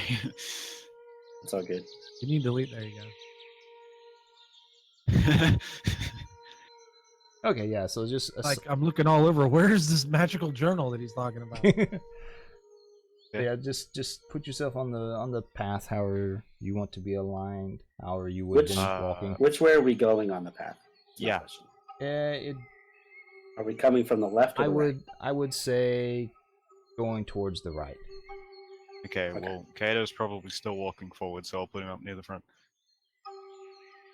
I'm kind of here and scribbling everything I see, notice in this light storm. Yeah, well, okay, I'll be. Where was the Yes. light? So the it was all around you. Oh, okay. So we were basically ground zero. Yeah. So do we get a hostile vibe, or is it just Mm, jumping straight? Nope. Allison, your initiative didn't count because you didn't mark, Yeah, you have your. Yeah. you have to select a token and then hit the initiative thing.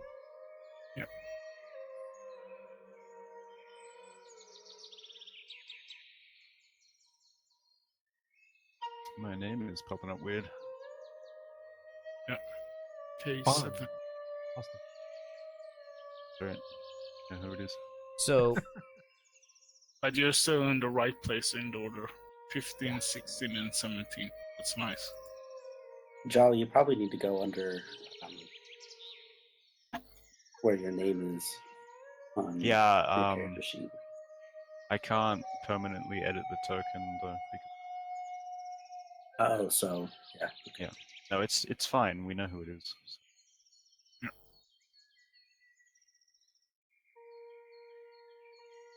yeah, I don't know why. That can go on my token and save changes. I don't know if it's permanent. It might because once you edit a token, it's not that token is different from the one that's tied to your character sheet. You have to resave to the character. Oh, okay, so you'd have to edit every single time. It's fine. It doesn't matter. Okay, so basically, once the luminescent drops, new creatures formed out of their that combining that are larger, larval formed, and they're also floating in the air, and they're all around you. There's about 12 of them, and they start rushing towards you. Wow, that's a big Why do light. you have? Why is that? I try to figure out to see how far I can sense, how far I can see. Oh, I guess that's one way to do it. Maybe just pop it up when you're trying to send something. Yeah, okay. Okay, so need to pop this up. Is it the invisible stuff? Oh, hello. Right in the thick of it, we are. Holy Jesus! How big are these things? Now, Same size as us. yeah, they're kind of like will-o-wisp, glowing lights, same size as you guys. Now, how do I add these to the turn order? Click any of them, and just click the name on the NPC sheet. Usually works. I'm not sure if it's the same for Numenera. That works indeed.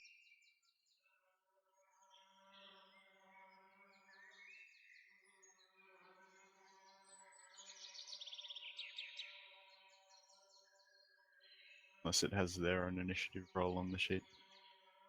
Yeah, And because you said they're hostile to us? they're set up as a NPC, and their sheet looks. Yeah, And so if you click one on the field, like as you would if you were a character rolling initiative, and then click the name on the sheet, does that work? no, yeah, like if you look at your sheet and the little section at the top that says NPC, you click on that, it completely changed the sheet. Oh, yeah, that's so different. And I'm like, okay, how do I add these? Okay, well you can just add it manually by right-clicking. tokens. Yeah, you just roll d20. Roll a real dice.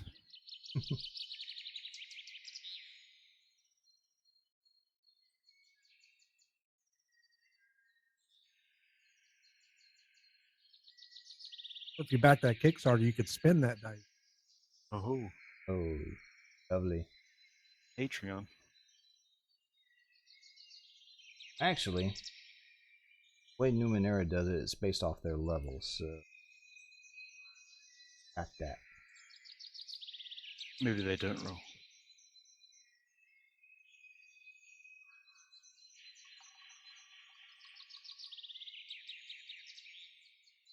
Yeah, do you even roll for stuff?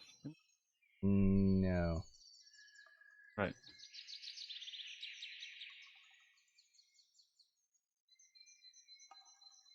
Wait, so these are the Polone? Oh shit. No. I wrote the name wrong. I was about to say. Edit that. They kind of look like discs. Yeah, I was. He did say paper thin saw blades, right? We got you. The So jig is much up. talk. So much talk so about. we heard the, you want to go on an adventure. So much talk about those. So we're just gonna have them all attack their turn. Yep. Okay. I need to get their character sheet up over here on the side so I can keep track of this. So do they appear hostile at the moment? Yes, they are coming at your way. And was gonna Corbin, yell. you're first. Oh, wait for me. The Leroy in the group. Probably Corvin. I don't think we have a Leroy. Leroy Jenkins. That would be Buddy if he was here, actually. Yeah. Yeah. Most definitely be Buddy. Ah, yeah. So, what are you gonna do, Corbin? Hold on just a second. It's gonna end his turn. Right. Hey, while he's looking up something, this Geometry. oh, never mind.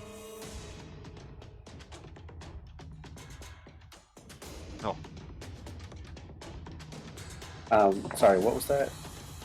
It's your turn. You got 12 of these. They appear hostile towards us? Yeah, they're coming at you. Okay, I'm gonna shoot one. Shoot the one nearest me. Alright. This is a really simple task. It's a difficulty 1 to attack.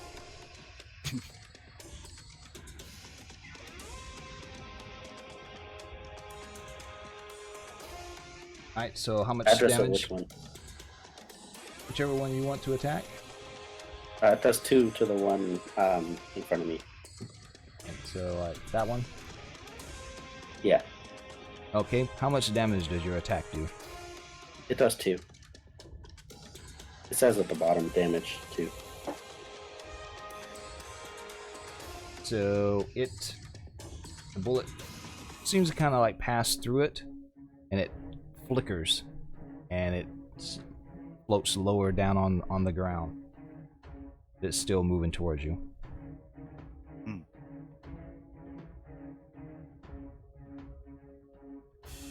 Allison. What's the radius of this this bomb that I have? Hey. Immediate range. that's big, isn't it? Which the gas bomb? Yeah, the gas bomb. Is immediate the middle range? The immediate is melee range. Oh. That's up to 10 feet. All right, so if I take, I ping the. Hold in click. I take and aim it at one of these guys over here, would it possibly affect 3 or There's a 4 ruler in as that well. general area? Like if I threw it right here?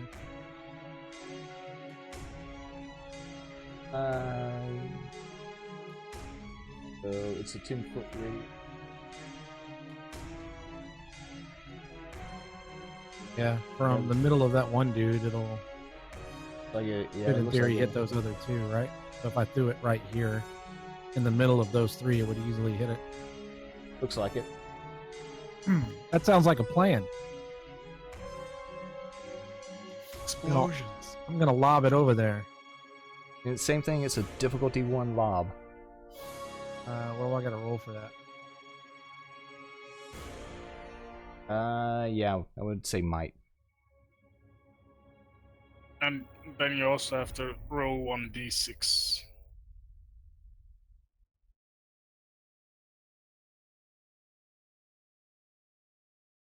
Oh, what's gas? Yeah. Yes. Straight out of Germany.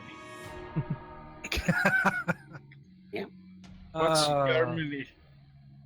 I don't know. I don't have Something in the back of my normal memory attack banks. Should I just add that in real quick, or You don't have what? just an attack might? So I just roll the might roll up here at the top. Yeah, I would say just do the might roll. Okay. I think he's Nice. succeeded. Oh, he gets an effect for that, right? Or Yep. plus 3 damage. Yeah, you can do a minor effect, or you can do +3.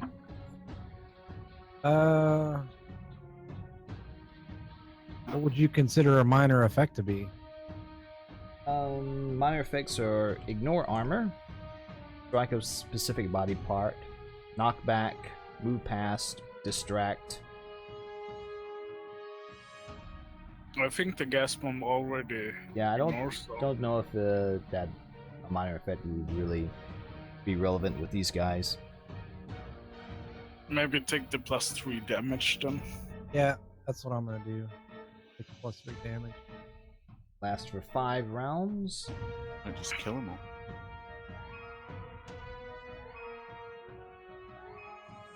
It does how much damage?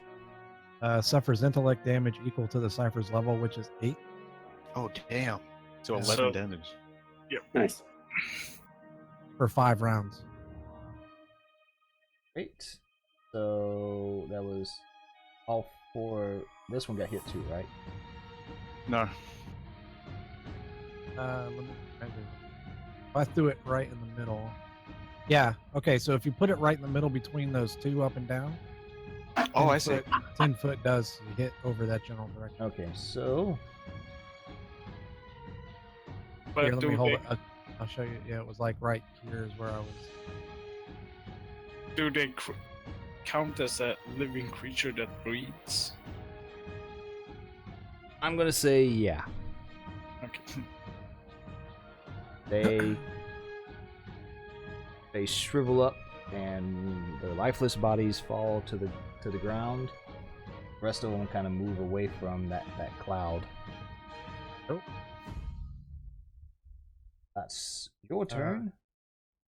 Yep. Unless you want to move, you can also move. Okay, yeah, I'm gonna actually kind of move over this way a little bit since I noticed dudes on the other side of me. Aren't you moving into the gas now? No, because I threw it up here. I'm on the edge of it. Unless he throws an intrusion where it blows my way. That's something that could happen. Who knows? Here, I'll just move that way. How's that? That way, Right. there's no doubt. And Avenger, you're up. Or- Firing, if I Firing. may. Yeah, they didn't change your name. Yeah, and I think it's because How far- I think it's because you changed your name after the token was made.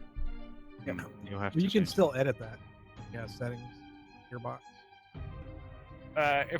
Can I move since I know I can I move up here? You can move in up to 10 feet and still have an action. At 10 feet on this board is pretty small. Oh yeah.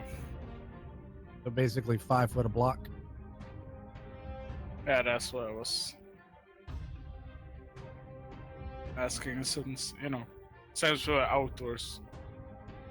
It's lovely indoors. Okay, I'm gonna move up here. And I'm gonna sit down and use applied observation on this one. Okay. It makes the next turn, if I attack it, makes it easier for me. Yep.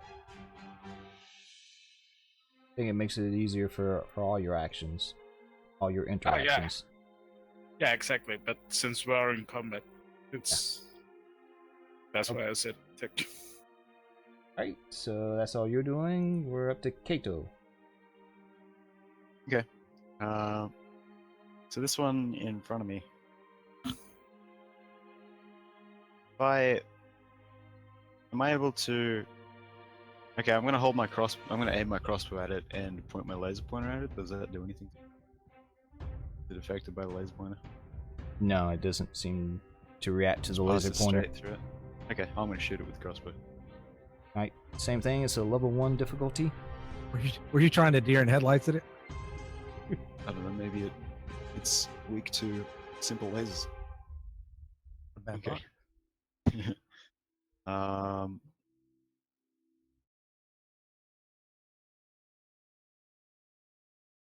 What damage? Success, and it shrivels up and floats to the ground. And I'm going to. Yeah. Right. Now it's Yeah, still so I light guess for the swarms. overkill award goes to me on that first roll.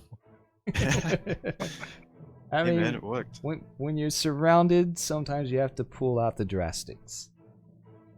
Alright, so this one right here, it's going to take an attack at Corvin, since Corvin shot him. So that's going to be a level 1 speed defense. Is he wearing armor, and is that armor? Would that armor negate that, or just is that on damage? Yeah, if he has armor, it would negate. What do I roll for speed defense? Well, if you're trained in it, then you would use that skill. Otherwise, it would just be a just a speed check. Speed check with difficulty 1. Success. Very easy. I mean, these guys are weak newborns, but they're hungry, and so yeah, it floats over to you and tries to latch onto you. Little wispy tendrils come out, try to brush up against your skin, and yeah, you just duck out of the way. You put your hand on its head, and it's just flailing at you. Lie down! I must And eat you. This Trying to take one your hat. comes up and tries to do the same thing to Kato. And it's a difficulty 1. I'm pretty sure I couldn't. Lower, dude. I'm actually going to let you, with this, retaliate if you want in some manner. Yeah. I'll hit it with my forearm blade. Shiv it real quick. All right, how much So- damage did your forearm blade? You don't even have to attack. I'm just going to say you hit it. Executes the Well, pimp it does slap maneuver. 2, but can I try for the high roll? Sure. Oh, that didn't work. So this Oh, is hang on. There we go. the same thing. It's a difficulty 1. It retaliates to your retaliation. Uh-oh. Well, I still succeeded though, because it was difficulty 0. Well, that's just because you didn't assign the difficulty, but it should have been. No, a I did. difficulty I did 1. it. It's because it's a light weapon. It's -1 difficulty. Oh, well, yeah. Well, it does So say yeah, -1. that's pretty much an automatic hit. Yeah, So you intrusioned him right there too? I'll take it. Give it to me. That's another. That's cool. another That's XP, cool. right? Yeah. So it retaliated your retaliation, and it actually did do damage to you. It does 2 points of damage. I have armor. Does that reduce that by 1? Yes, it does. And where do I put that? Do I pick or? It comes out of your might pool first. Okay. That's perfect. I don't use that for anything. I love the double counter. That's fun. I'm okay with that. So he's still kicking? Yep, he's still kicking. Alright.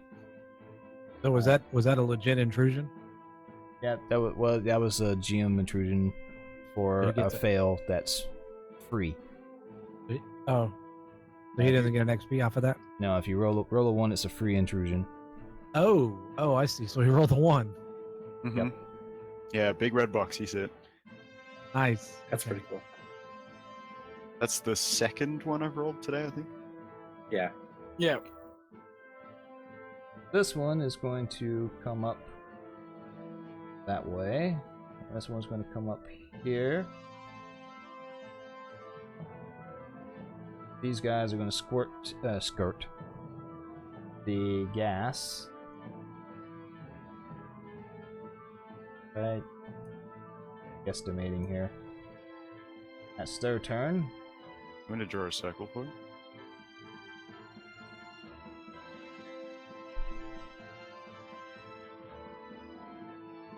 I'm just going to look after their light source, their glow there. That's about 10.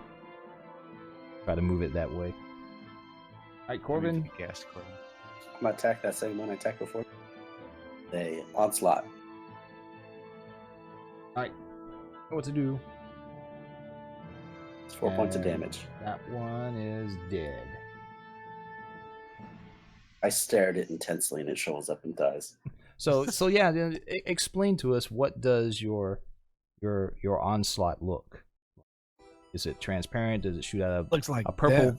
purple beam from your eyes? Does it comes out of your nose? I mean, how? What flavor Skittle is it? Yeah, taste that rainbow. I'm gonna assume that it's invisible since most of my powers are mind.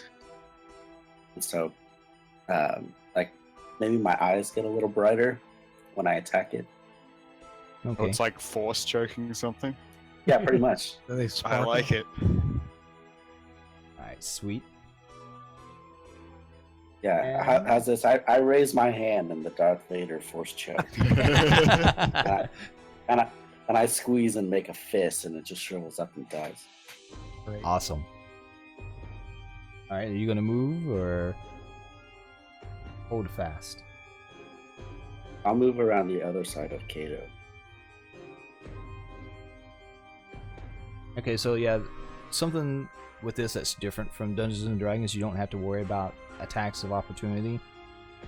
The combat's a lot more fluid. As long as you're in an immediate 10-foot radius, you can move as you want. You don't take penalties for doing ranged attacks in melee.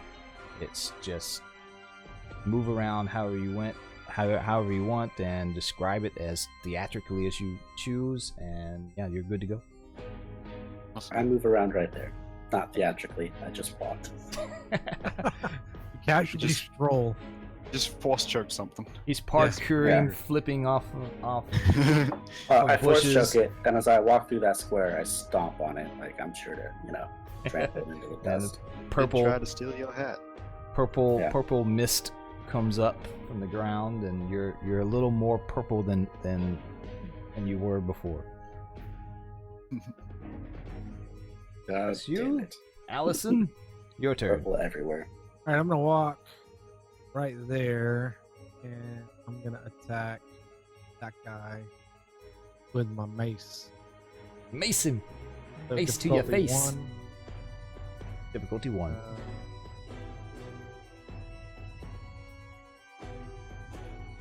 Alright. 4 damage. It shrivels up and dies. Actually, it kind of clings to your mace a little bit. So the saran wrap. It wraps And- around it. Just kind of deflates, and then it falls off, leaving a bit of tatters of its flesh on your mace. Now, are we supposed to hit something to progress the turn order on our side? No, No, he'll I do No, that. he doesn't. I don't know. What was the other tabletop game that you had to actually push something to it for the one on Steam? Not sure. I know on Roll20 it's usually the Tabletop DM. simulator, maybe? It's the D&D. Oh, Actually, the no. yeah, that one that's Fantasy on Grounds? Steam. Yeah, Fantasy Grounds. Yeah. There you go. Okay, Ferrum, it's your turn. So, since I used that side observation wrong, I guess my attacks automatically hits this one. Yeah, Since it'll drop it to a 0, so it automatically hits. yeah, so I'm just gonna go casually up and stab it in the back. And it does how much damage? 2 damage with my Shiv. forearm blade. Shiv back. No, not shaved. It's like just casually stabbing it and casually walking away. Like Isn't that doo-doo-doo-doo. what a shiv is? This is, You so you just casually brush up a knife in its neck. we're not gonna call it that, that's the old way of calling it. It's prison terms Too make him rustic for nervous. you. So this one hadn't been attacked yet, right? No, I thought he did. Verify. Yeah, we Yeah, had that didn't little tussle where he hit me back and I hit him. Oh and yeah, then- yeah. That's the one. That Yeah. Hadn't he already had 2 points Yeah. of damage already? Yeah. So that one's gone. Also, I have a question. When I, like, for example, applied observation, text on Roll20 gets all messed up. How do you change that? Because That's the formatting from when you copy it from the book. So you just need to backspace the line breaks to make it onto the same.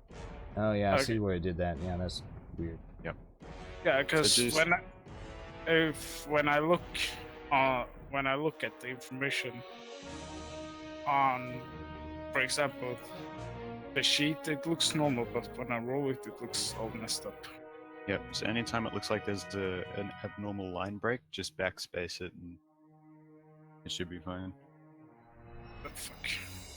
There's a lot of getting WordPad coding Yeah. there. Yeah, there's a lot of them. Okay, so you moved, you attacked. yeah, and I Potatoes. just casually walked up, stabbed it, and No one's doing Potato. cartwheels and being all right. Fine. Okay, Kato, your turn.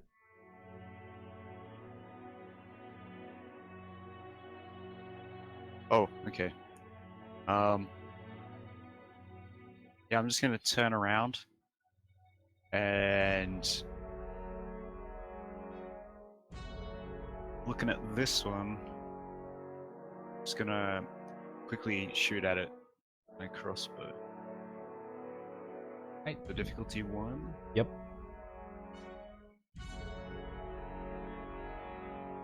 Oh yeah, it's dead. Super hit. Right.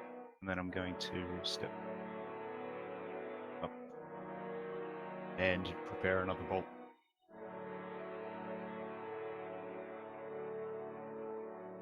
Now, that was something we were discussing before with the whole crossbows. Since there's not,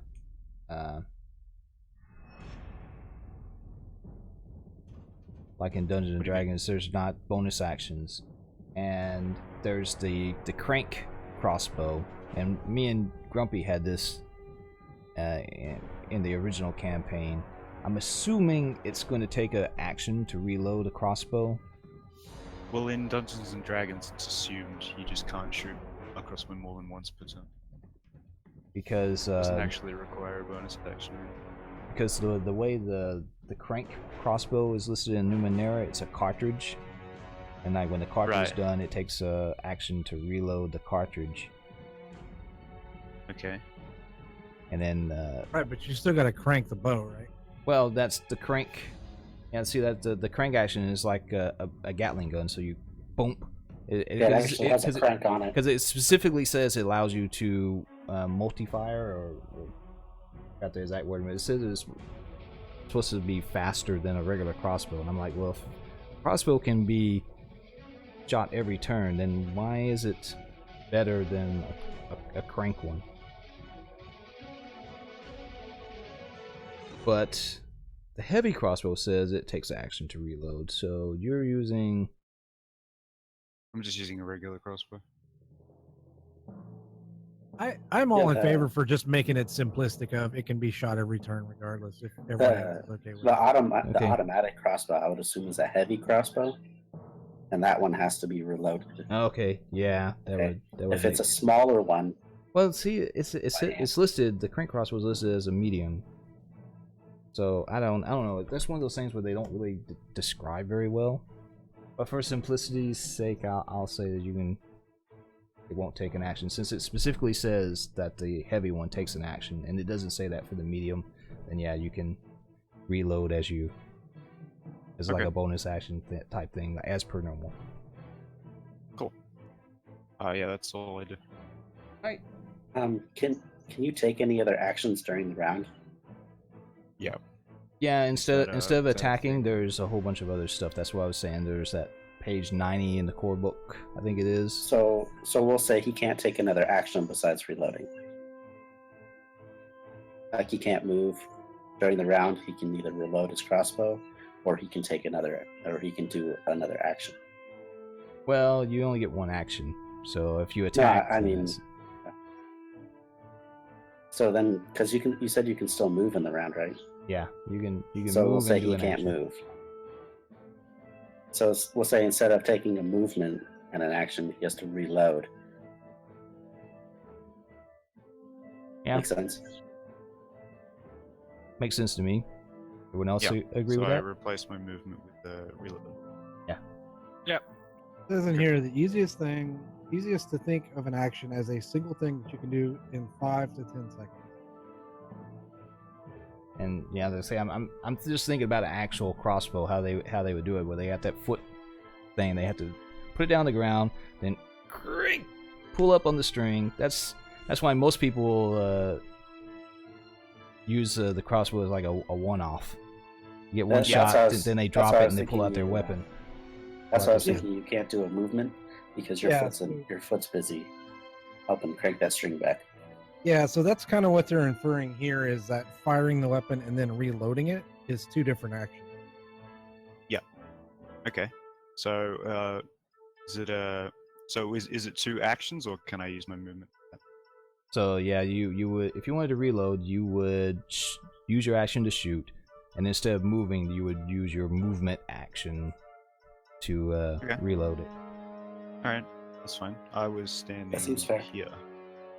Yeah, because the closest thing that I found to it was it said specifically yeah. like putting away your bow and pushing a heavy book.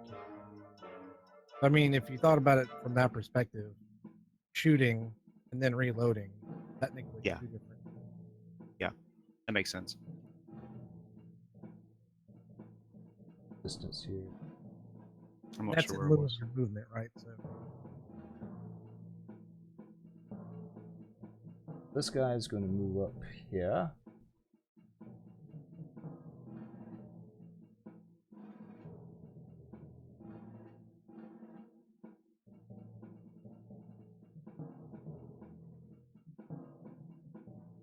he's gonna light grenade everybody, huh? Well, Come at me, glowy orb. it can attack within immediate range. And 10 feet is immediate, so it's got its little wispy tendrils that's going to shoot out. And this is Well, actually they're going both. this one's So actually did he gonna, technically hit both of them? no, he only attacks one. He's going to go after Ferrum. So Ferrum, I need a speed defense of difficulty 1, but since you actually your thing gives you a bonus to an asset, right? Makes it one step easier. That was the Uh, other one, wasn't it? Yeah. You Does it- mean the Does it say it's just a one particular target, or it says you observe or study a Creature, creature. The okay? next time you interact, so it's only once. Okay, Yeah. yeah. So yeah, do a level 1 speed defense.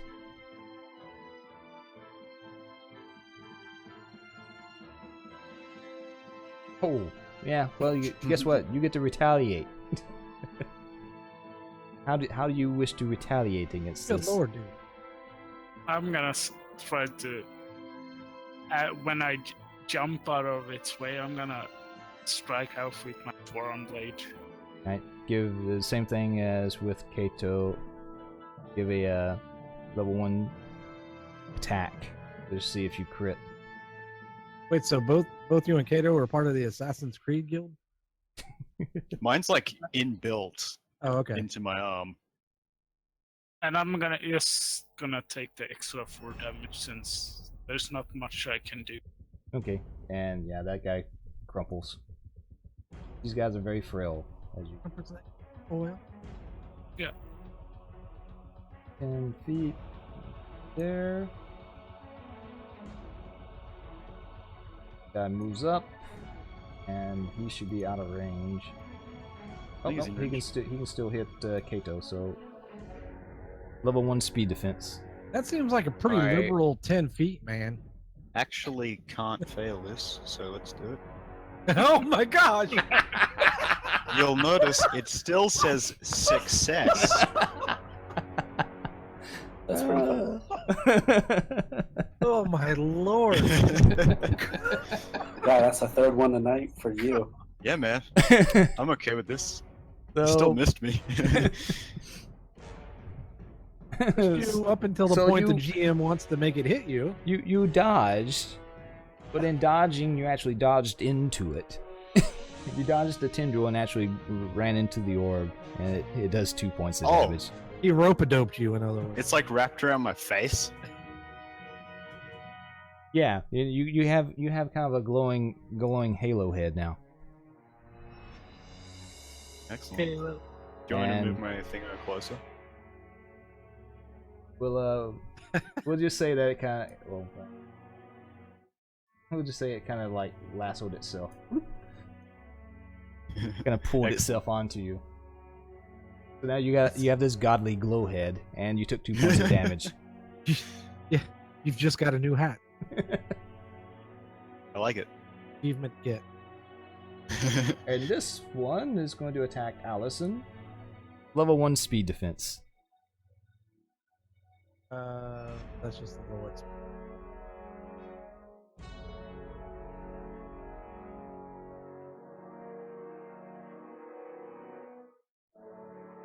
And you easily dodge out of its floaty jellyfish way.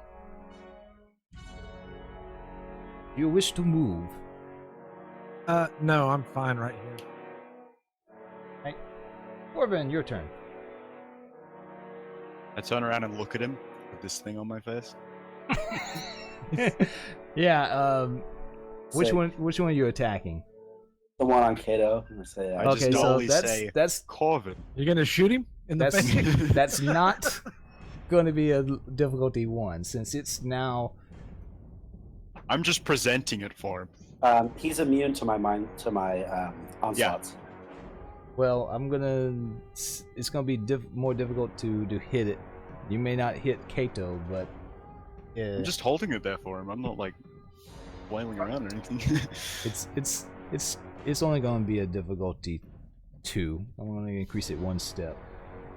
And Oh, he it still it succeeds. still He rolled a hits. 12. So yeah, that one's dead. Yeah, as well. I just turned around, looked at him. I say, Just said you Corbin. underestimate my power. Where's choking? Turn around and look at it. It's like, look what I got. I display a smiley face. I'm gonna so love your Daft Punk freaking faceplate. Well, I'm clearly gonna attack this thing. Yep. Ba-da-da-ba, And again, you crumple it to the ground. I'm gonna wipe goop off my face. Use it for lube. Yeah. Rub it in some joints. And so that is your first encounter. It was a really super easy one. I thought about doing a GM intrusion and make it a little longer, but yeah, those guys are just so fragile. But it's a good fun interaction to teach you the base mechanics. Yeah. All right, so yeah, there doesn't seem to be any more those guys popping up in the area. You want, you can give them an inspection, continue on, look for a camp. Oh yeah, no, I'm whatever. absolutely going to look around to see if anything may have appeared magically out of nowhere. I'm gonna go around and take notes about these creatures and write down the experience I just had in the Lightstone. And I want, since y'all can do it, I want each of you to try to steal 2 XP from me. That's the fastest way to give it out. Because you How do I do that? encountered. Boop, boop. I do it. I did it. I stole 2.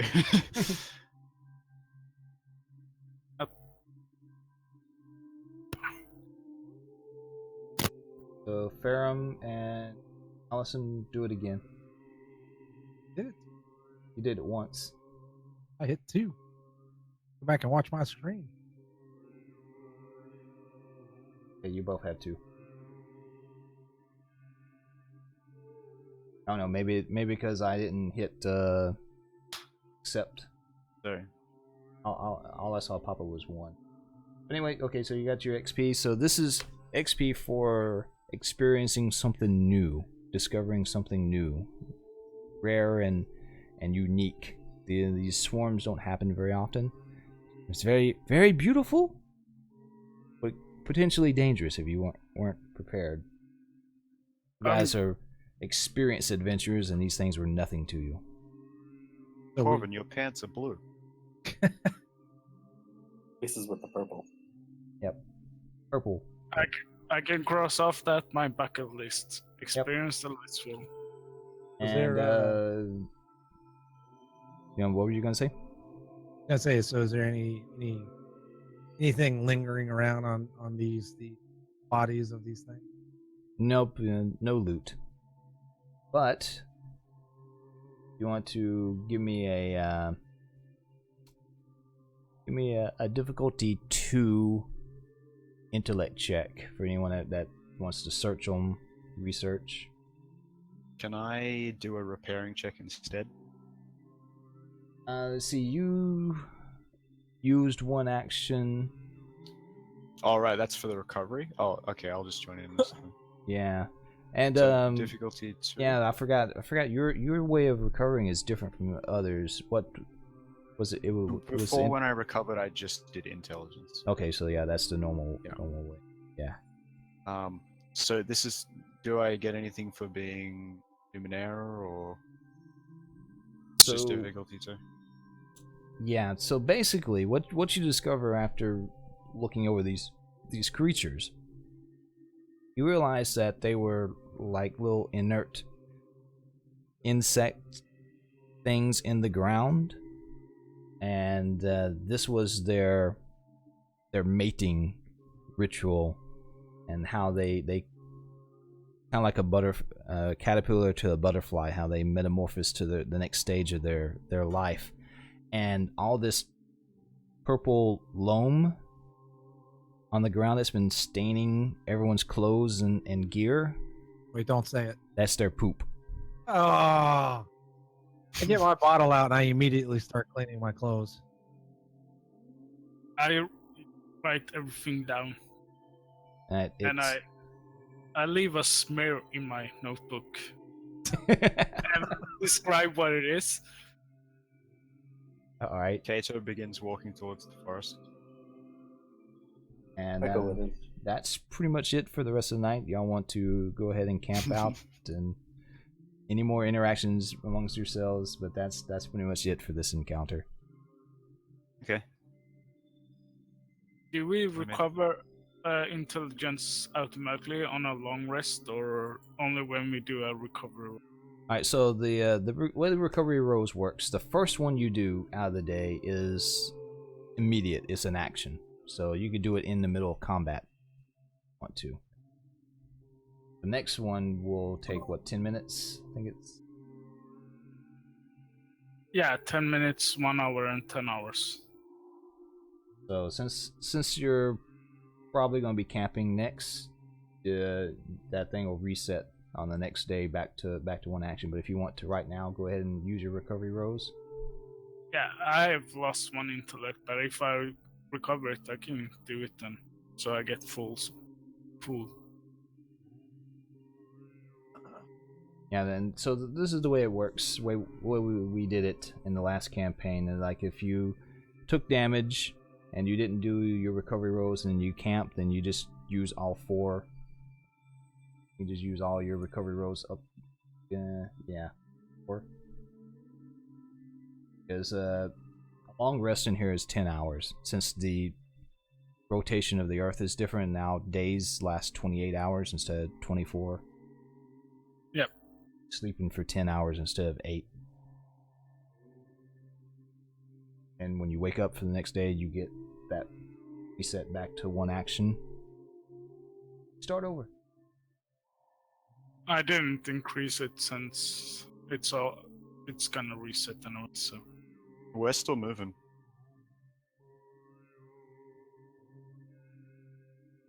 So yeah, that's it for the rest of the day. If y'all want to say y'all find someplace to set up camp, you set up camp.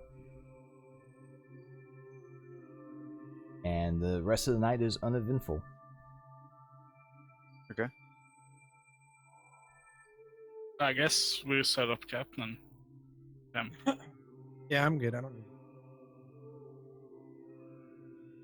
If I see Corvin stop moving, then I'll hang back and wait for him to wake up, I guess. Okay. That sounds fine. So the next day. Oh, can I do a repair check? Yeah. While you got your downtime, you can do your. So do I just roll a recovery for that, and it only looks... Wait, hang on, you've got it written. Yeah, you got it written So down. okay, I'm recovering 3, so it's difficulty 3. But I have And an I asset. can assist, correct? Yeah, I have an asset, I'm trained, and you can assist for another asset. Yeah, So I'll it's assist you. difficulty 0. So then it just automatically. I just want to see if I Fantastic. roll another 1. Okay. Isn't Your arm falls off. Corbin supposed to have 3 XP right now? Yeah, I got a GM intrusion before. Right. Yeah. Actually, Barham should also have Yeah. 3. bad. I denied his other one. How about that? So yeah, Graham should have 3. Thanks. Before we go to bed, I go walk up to Kato and ask if he's gonna stand guard during the night. I will watch Corvin. So, but if anything approaches that might seem hostile to Corbin, will you alert everyone? I will alert Corvin. Stupid robot, I just say. Okay, so yeah, you camp down. Nothing happens the rest of the night. Wake up to another lovely sunset. Sunrise, I mean. The Earth hasn't been rotated that much.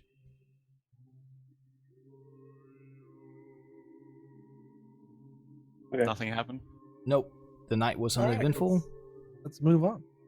Sun looks very pretty off of the purple poop. We're gonna have a blast telling those pilgrims what they've been walking in. Corvin, Kato stands up and there's a huge imprint of it on his backside. He's got a purple butt. I say, excuse me, Miss Allison. I saw that you were using some kind of spray that got this purple stuff off. Yep. Would you mind using a little on me and my friend here? Sure, why not? Thank you. Much obliged. This stuff is amazing. What is it that you're using, by the way? I don't know what it's called. It's just a spray. I found it one day, and just this clean little stuff. small bottle. Yeah, just I just spray it, and stuff just disappears. That shouldn't be there. It's incredible. It was the best freaking roll he could have got, I think. Off of that. Yeah, that's a oddity really and cool stuff. oddity. Yeah, I love that. I mean, thing. I got a laser pointer, so. I got a cup that boils water. That's pretty awesome, though. That's so Yep. useful. It's so freaking useful. Yeah. I could just Not real imagine good him. for role playing. I mean, if you want to. How quickly does it boil water? Instantly. Oh my god. You could be just like drinking with someone and they piss you off and you just throw water in their face. I Yeah. see him as the quintessential freaking cowboy. Every morning he pulls that thing out and just makes him some coffee. He doesn't need any. Just pours out his water skin Yeah, into it from and a- he's good to go. From a Yeah. Wild West perspective, I mean that's like totally awesome for your character. Yeah, I liked it. I thought it was pretty cool. Allison, Yep. may I inspect your bottle to see if I can figure out what it is? I'll be right back. Okay. Yeah, you can take a look at it. Is there any roll I can do to see if I can figure out what it's... Sure. Give me a difficulty 3. Oh, I wanted to ask, is there tobacco? on intellect, right? Right. Yeah, there's tobacco-like substances in the world. Okay. So you can totally be Nice. smoking a cigar. Yeah, he rolls papers. He puts tobacco like real old style and has a cup of coffee every morning. So I rolled up. yeah, things. you recognize that you're not too sure how it's doing it, but yeah, you recognize it's a spray bottle of some sort of cleaning solvent, and it's self-regenerating. It'll never run out. It's tied with bleach. I was just about to say, I think I'm gonna call it color safe bleach. Fantastic. Relay the information to Mr. Allison. Clean. I said, ma'am, would you like some coffee? In exchange for your wonderful cleaning liquid. I'm good on the coffee thing.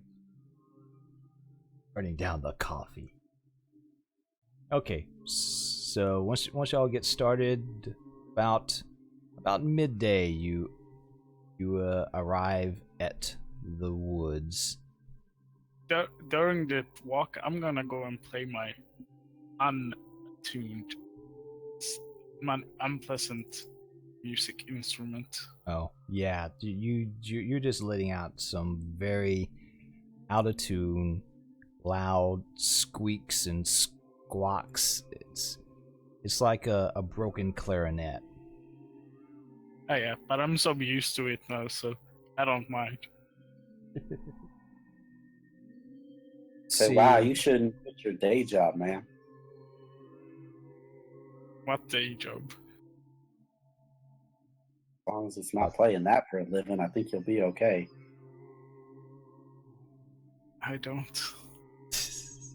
Okay, so from far away, the false woods appear to be an actual forest.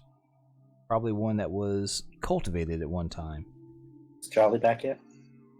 Oh, yeah, he did say he was going away. I'll wait. Oh, I forgot. Are we playing for another hour? And then... Yeah, probably stop in about an hour.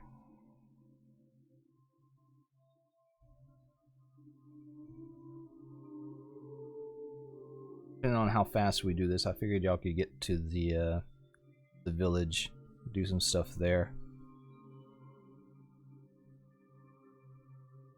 Have anyone else need to take a break? We can. No, I'm good. I'll wait till he comes back and then I'll need to take it. I figured you would. And for everyone out there in chat, guess I'll take this opportunity to say hello. Y'all having a great morning. Hope you're enjoying the show. I do have chat up. I can read it, but I may not be very active in the responses.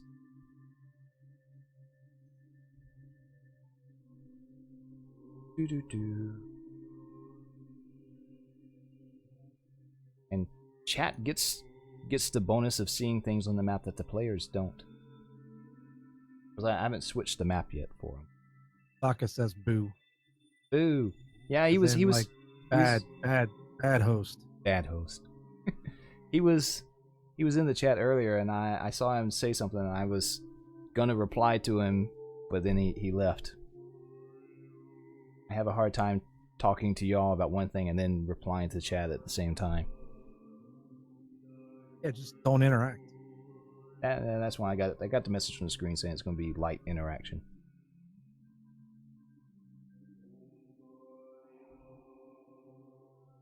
I actually have seen some of times you use the DM stuff on the stream. I have it open. Are you cheating? So am I. Cheating! No, now I have to turn it. There we go. Ah, you can't see. Okay, The cheatings. I thought he had something like some obscene picture on there for a minute. I haven't constantly watching, but sometimes when I don't do anything, I just switch screen to see what's going on. I saw Kato rolling some secret stuff to you at the beginning. Okay, I'm back. Sorry. Hi, welcome back. Okay, so saying as you're traveling through the day, the wood starts getting closer and closer. From far away, the woods appear to be an actual forest, probably one that was cultivated. All the large trees appear to be the same diameter and the same height. Once you get closer, you discover the name of the false woods is more than apt. This was once some sort of structure, it seems, but now it appears more like a grove of trees. However, the trees aren't trees at all, but a field of synthetic tubes covered in a living mesh at the top. Each brown-gray tube begins about 2 feet above the ground and rises 20 feet into the air. The tubes are about 10 feet in diameter and hollow on the inside. You see that because there's like one that's kind of like fell over. I'm still at the old map. I haven't been switched. Yeah, I haven't switched yet. Okay. Go ahead and do that now. Yeah, since you talked about the tree, So yeah, y'all can put yourselves on the path off to the left over here. However you want to be in your marching order.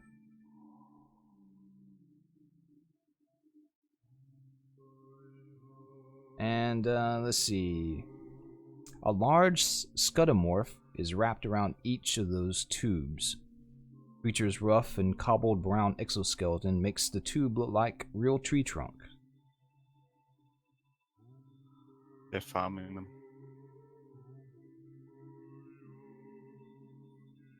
So, yeah, remembering what you heard about the scudomorphs, that they're more aggressive than usual, but generally if you don't mess with them, they won't mess with you. I immediately go mess with a tree. You go mess with a tree? Sure. Do all the trees have a scudomorph on them? Everyone. Everyone. Even the knocked down one? Not that one, no. since we are in the forest, I'm gonna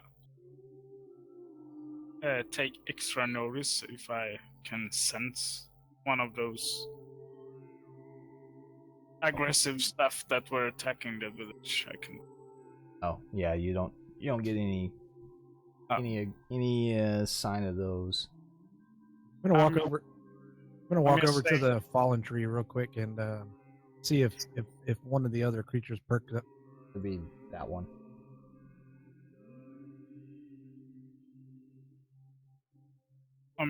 Mate, I'm just saying that I'm paying extra attention if I can sense something coming close. Okay. And say they are almost invisible.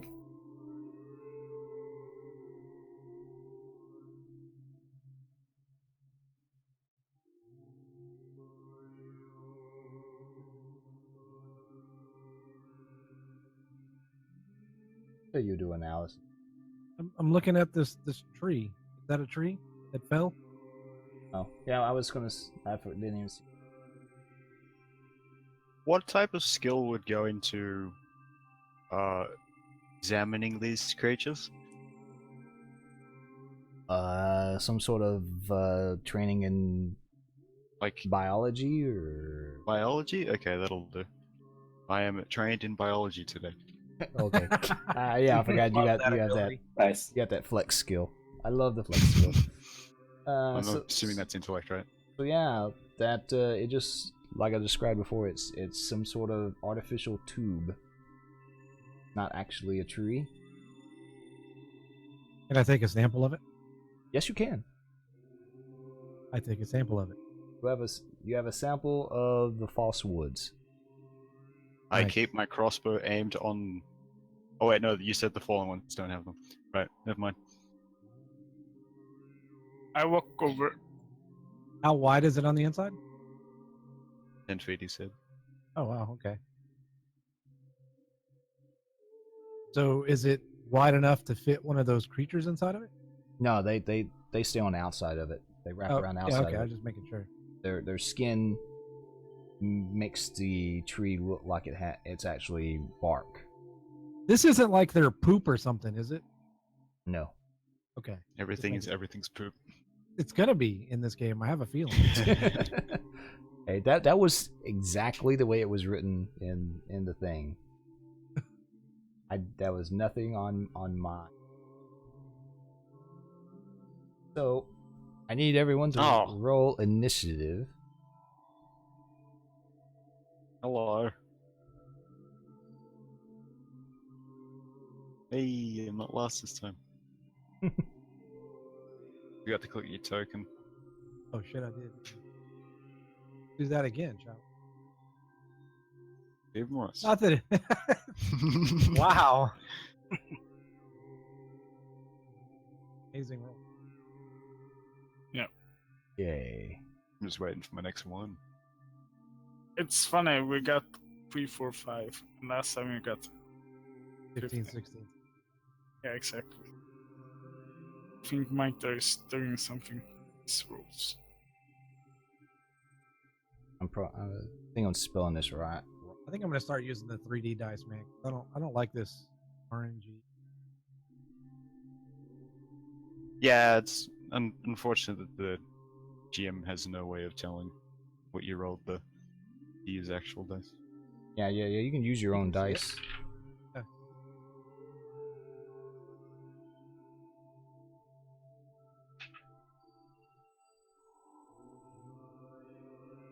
If I just did that.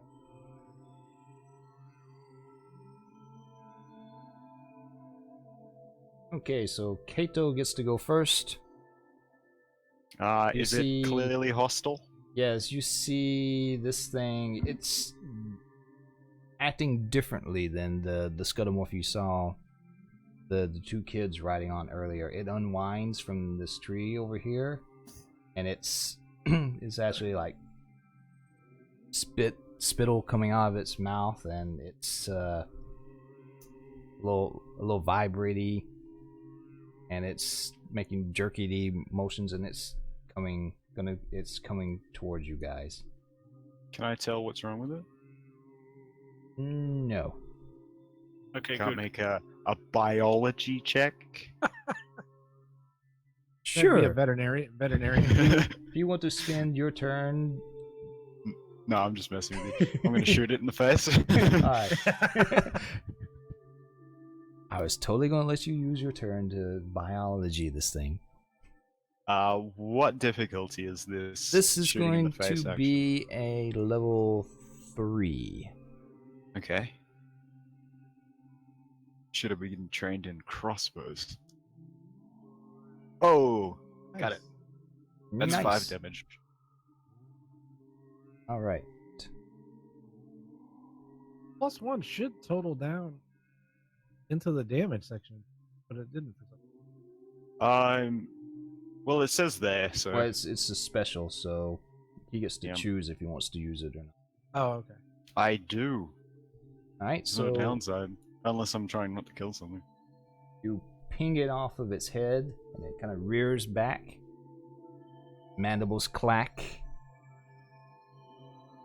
And And then for end, I'm not going to reload just yet. I'm just going to move here.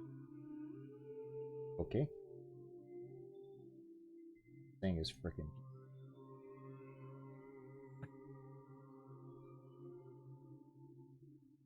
Gonna roll. Come at me, Does it want to bitch. check? Well, such a big turn. Oh, it can't reach me. Good. Corbin, your turn. Did you bring your saddle with you?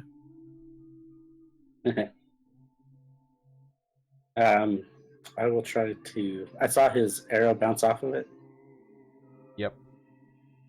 even with a success. Oh no, it took damage. Oh, it did take Yeah, damage. it Okay. took damage. I'll go and horse choke it.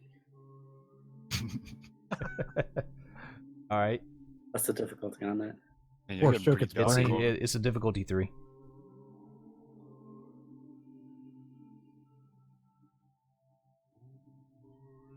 Hey! Nice. It's hit. So you're gonna do 5 points of damage as well. Yeah, that sounds fine. As his force choke bounces off, but does damage. Wombo combo. Right. Changing its health. Squeeze beneath its armor plating. What else you gonna do? You're gonna move. No, I think I'll stand right there. Yeah, he's standing right in front of a robot shield. Good choice. Okay. Allison, your turn.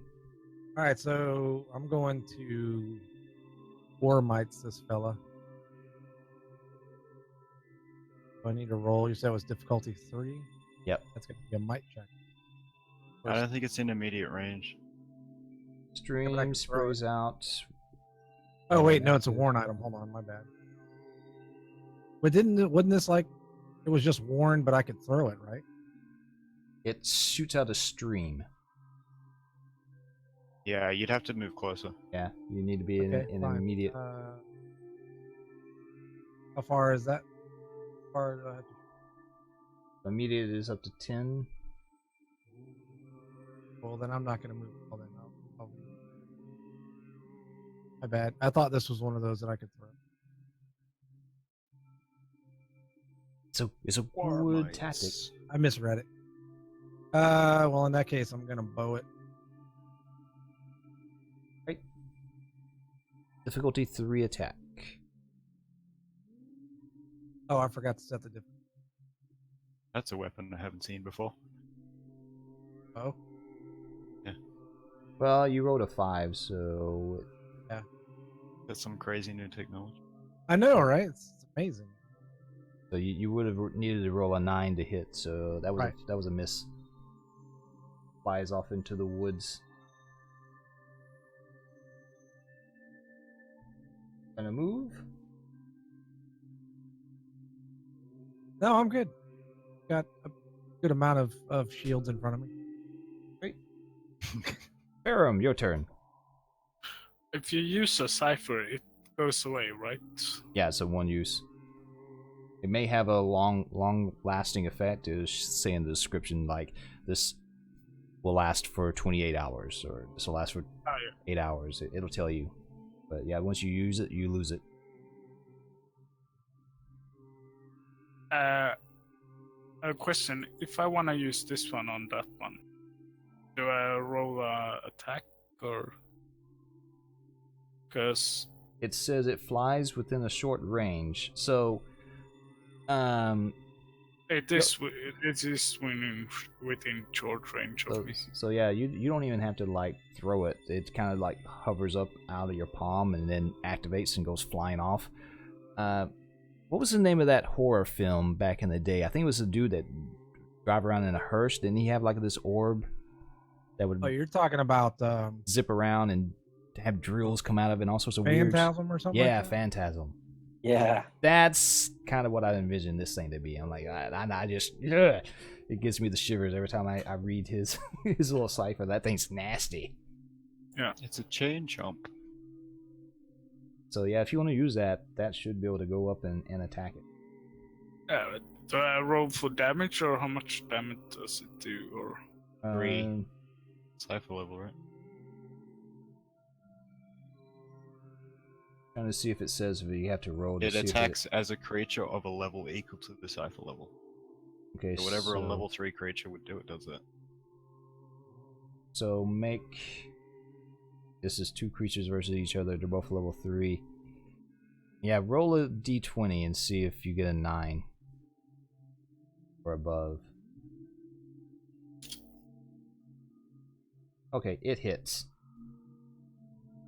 And it think that's a nine. does. Would this get a minor effect as well? No, that's just plus 2 damage. So it continues to attack that target for a number of rounds equal to the cipher level. So 3 rounds, it's going to take. How much damage does it say it does?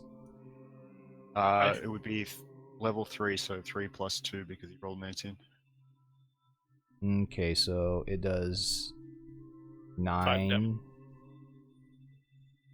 So it does 11 points of damage that round. doesn't it do like 5 or is it 3? Oh wait, yeah, okay, yeah, that's too much damage. Yeah, I was adding 3 to it because of things. So it'll do. Oh, does it say? Does it do the damage of the level? Yeah, it's fighting as if it was a level 3 creature. I'm gonna say it does 3 plus the 2. 5? Yeah, and I assume every turn it attacks. Yeah, Just for 3 or 5. No, 3. yeah, for 3. So that's down to 7. It has 7 HP, guys. Shh. Got him.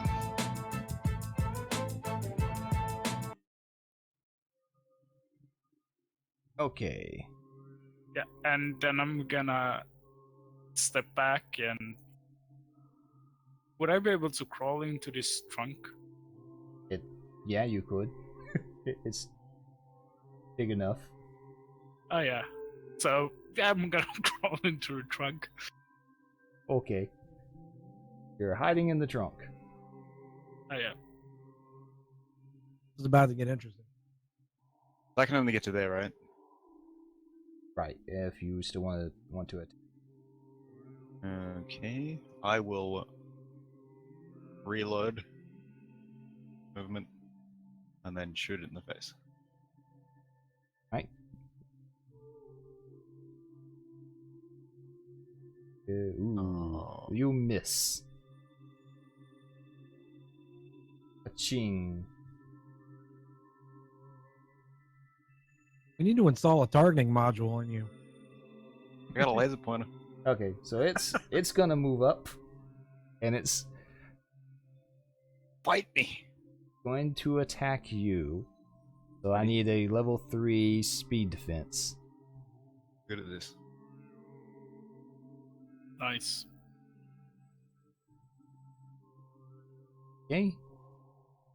And reading more info on the creature, making sure I got everything right.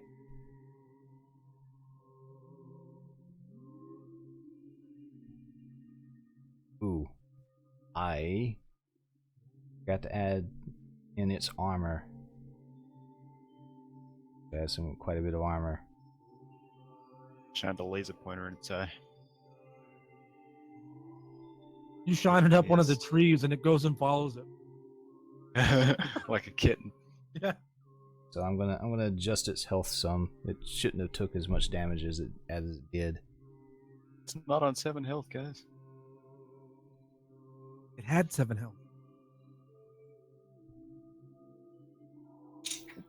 It's a, GM is intruding in us again. Yep. It was my bad. I got so Heard excited. it. Everybody gets an XP. Woohoo. to survive it. So, Corbin, your turn.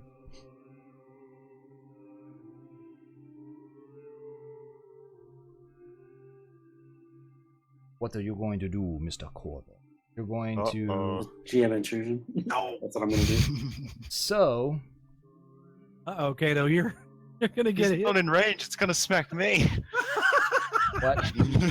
What happens Oh. is... I have something very specific that can happen on. a Oh GM my intrusion. god! Your blast actually hit this tree over here Oh no.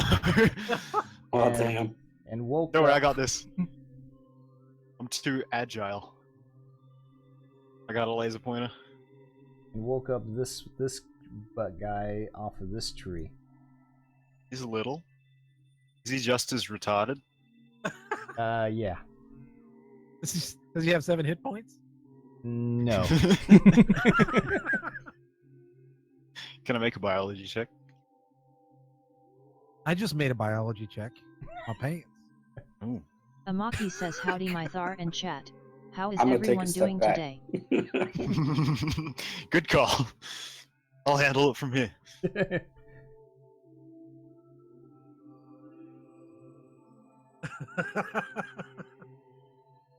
Oh Jesus! I hope your repair skill is I'm trained. All right. Allison. Can you move that for Corbin? Yeah, he was here. Yeah, 10 feet. If I can ping it, he was here. Okay, I thought it was. How hurt No, does no. the original one look? It's starting to show some damage. 7. No, it has more than 7 now. Remember, it had armor. Oh Yeah. damn! Yeah, I totally forgot about its awesome armor. He said 7 to throw us off. All right, so check this out. So I'm gonna move. Shoal says welcome Amaki. move Everyone here. is good. How about yourself? Measurement says that the head of that other one is in my 10-foot range. Walnuts. You can hit it. Yep, that's what I was thinking. I'm gonna warm light it. All right. So this spits out a stream of tiny mites. They strike a single target within immediate range. Target's covered by these. Again, stinging, biting, takes 1 point cool. of damage each round for a number of rounds equal to cipher level. 5. Yeah, so 5 rounds. And it only does 1 point of damage. Right. And I already let slip out that it has armor. So you probably will know that it'll negate that 1 point of damage. Right, but look at the other effect. It's got a nifty second effect. What's the second effect? That during It's those just- 5 rounds, the target is distracted and the difficulty of tasks is increased by Okay. 1 step. Okay, so yeah, you can still use There's it. a reason why I did this. Makes us But easier. you'll for us. need to roll to attack if it hits. What's Difficulty that gonna 3. be? Just a regular might roll or what? And since you're throwing it, it'll be a might roll. What's this spray? Oh, Oh well, yeah, it would be. I guess it would be more of a speed since it's kind of shooting out of spray. But that works. Oh, sorry. You hit. I don't know if it matters. And it does 1 extra damage. Yeah, that still won't matter. What do you mean it won't matter? That's 2 damage per round now. Yeah, well, it's not going to get through its armor. What do you Oh, mean it's like- damn. Oh, so he's got a higher than 1 armor? Yeah. All right. Well, anyway, he's distracted for 5 rounds. He's That works. gonna be out for a little bit. Are these things Turn. machines by any chance? No, they're creatures. Okay.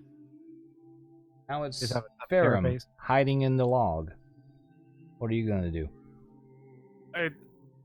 I assume on my turn this one takes the damage from the stuff I released the last round. Yeah. How much damage was that?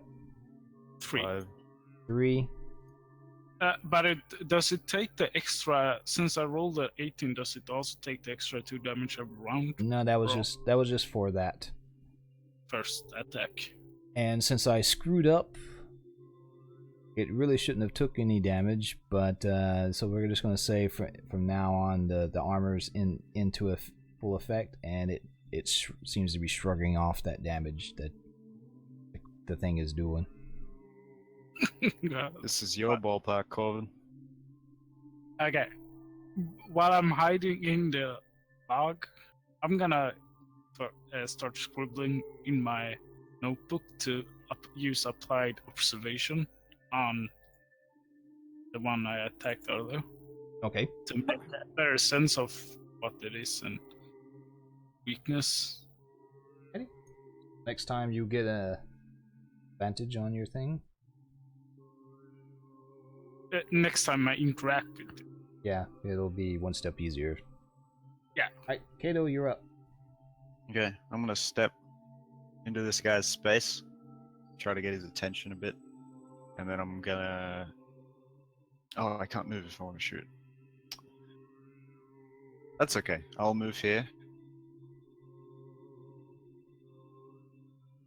and I'll stab this one that just appeared to try and draw its attention to me. Okay. So it's because it's has difficulty. Do I have it's because it's distracted? Do I have a lower difficulty, or is it just an asset? Well, this one's the distracted one. Yeah. Yeah, that's what I'm attacking. Oh, you're That's the attacking one- that. You're attacking that one. I'll say it's one step easier to attack, so it'll be a level 2 difficulty. Now also, and I'm going to, since I screwed this up royally, I'm going to tell you that you can also. I was going to use effort for damage. Yeah, that's what I was going to say. If you wanted to use effort, you could use effort to up the damage instead. Is that up it by 1 or 3?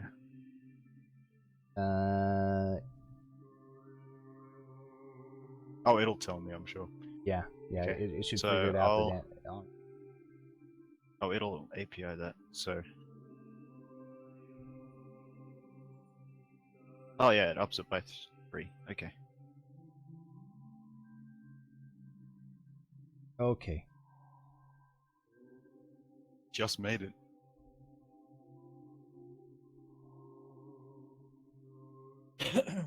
Yep, so this one to my left. And since I screwed up this, I'm actually going to change its armor, because otherwise I may have just killed you guys. So, alright, you do hit it, 5. and it doesn't seem to take nearly as much damage. That's okay, That's I'm just cool. trying to get its attention mostly.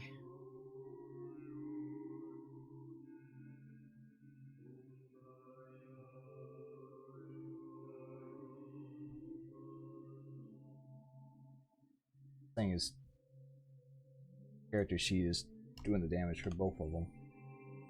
I have to edit the token instead of the character sheet. Let's write down a piece of paper. Yeah, I'm getting the hang of this still. Alright, so Scudomorphs. Come at me. This one is distracted, so I'm going to say it's not going to get a turn. But this one is going to attack you, so it's going to be a level 3 difficulty to avoid the attack.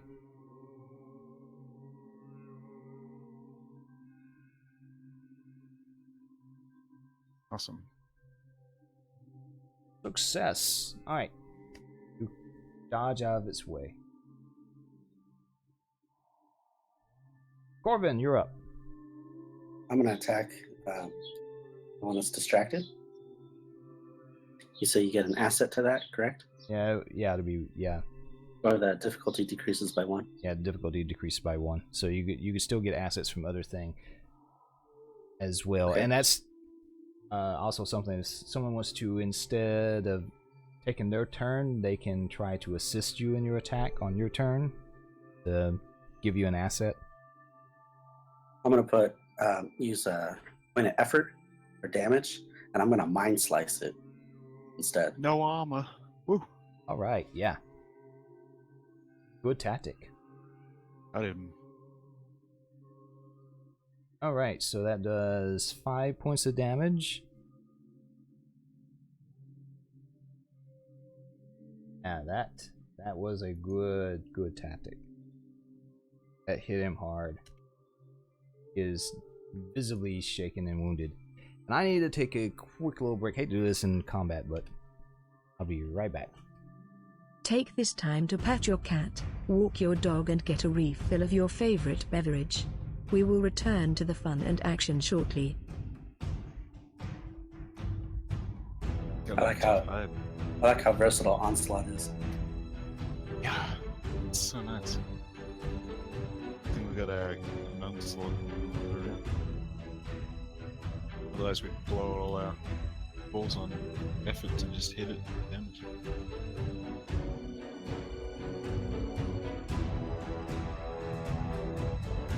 Yeah, these guys are tough. Holy shit.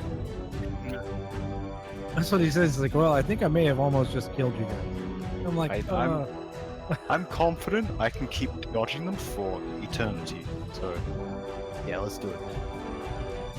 I'm just gonna waste a whole shit ton of intellect because I'm gonna use an effort every single round and try to annihilate these guys. Stupid. No, I still have a 20 intellect. My brain gets tired. yeah, that was, I guess, some amazing rolling, or what? Or got all those bonuses from what you said? I'm trained in speed defense. Oh, do you mean him? Yeah, him and his 20 intellect. I was like, Jesus Christ, man. Yeah, did you just max that? No, because I have a 10 mind and a 10 speed also. Okay. Oh, you bumped him up. Right, so you get a mutant bonus or something, right? Yeah. I'm a mutant, so I got improved neural process, which gives me +5 to my intellect. I have the highest I have is 18 is speed. You could have had over a 20 if you wanted to. Yeah, I definitely could have. I bumped my into him and my job. I barely got any of them. AI just get a bunch of stats. That's basic. Okay, so Corbin, you finished your attack, right? Yeah, I did 5 again. points. Yeah, can I do it again? On your next turn. Oh, yeah, I was gonna say, if you want, I can just keep going. That's up to you. All right, Allison. Your Okay. turn. So I'm going to do a little bit of I don't know. I'm going to try something. I'm going to take one of the gallons of water that I got and start shaping it into the like a long spear, Okay. probably 6 to 8 foot long, I would suspect. All right. And so I got to use 1 IP for that. How do I take down? Well, if you use the skill, it'll pop up in the box. Yeah, to well, apply cost. Yeah, but it doesn't really have a for skill, so the you can ability. just manually deduce. Yeah, so I it. just Oh.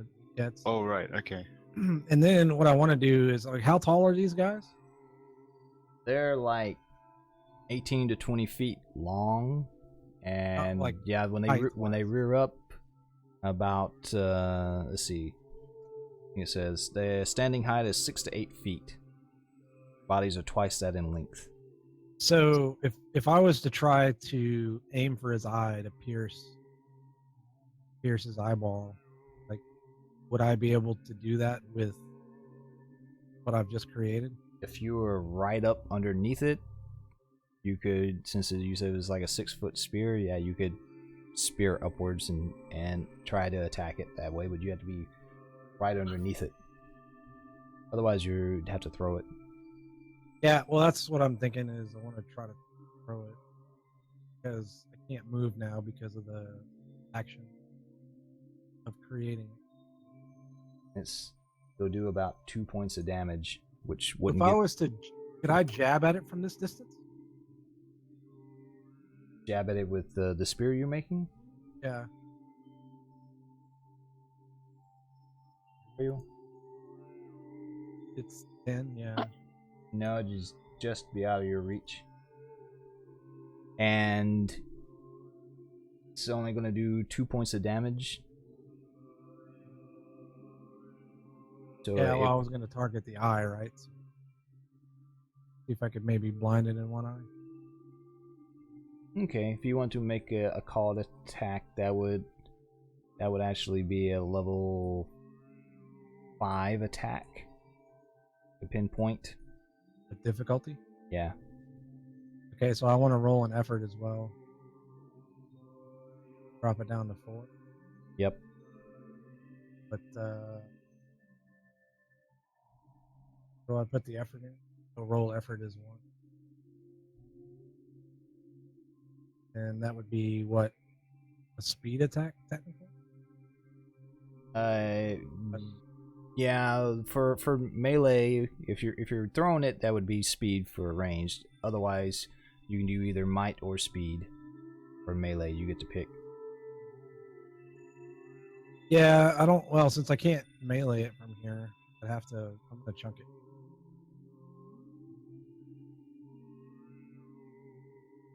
So just roll the speed dice at the top.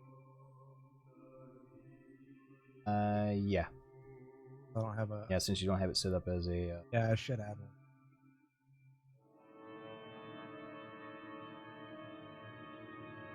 Yep, it bounces off the hide.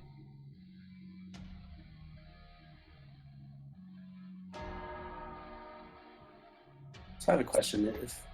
If its intellect goes down to 0, and I attack it again with an intellect attack, does that transfer over to its other stats? Yeah, it'll should start taking it from one of the pools. I'm not sure how the script will react, but that's the way it should do. Okay, cool. Yeah, I was just wondering if Probably start taking it from the might if it's doing it right, because that's the way damage is supposed to go from might to speed to intellect. But if you're using intellect abilities, it takes that. So then it should divert over to. cool. Can you use intellect abilities if you don't have any left? Yeah. It's just gonna take from your pools, and you'll once the pool is dropped to 0, then you become impaired and go down on the damage track. So then you get Yeah. bad things.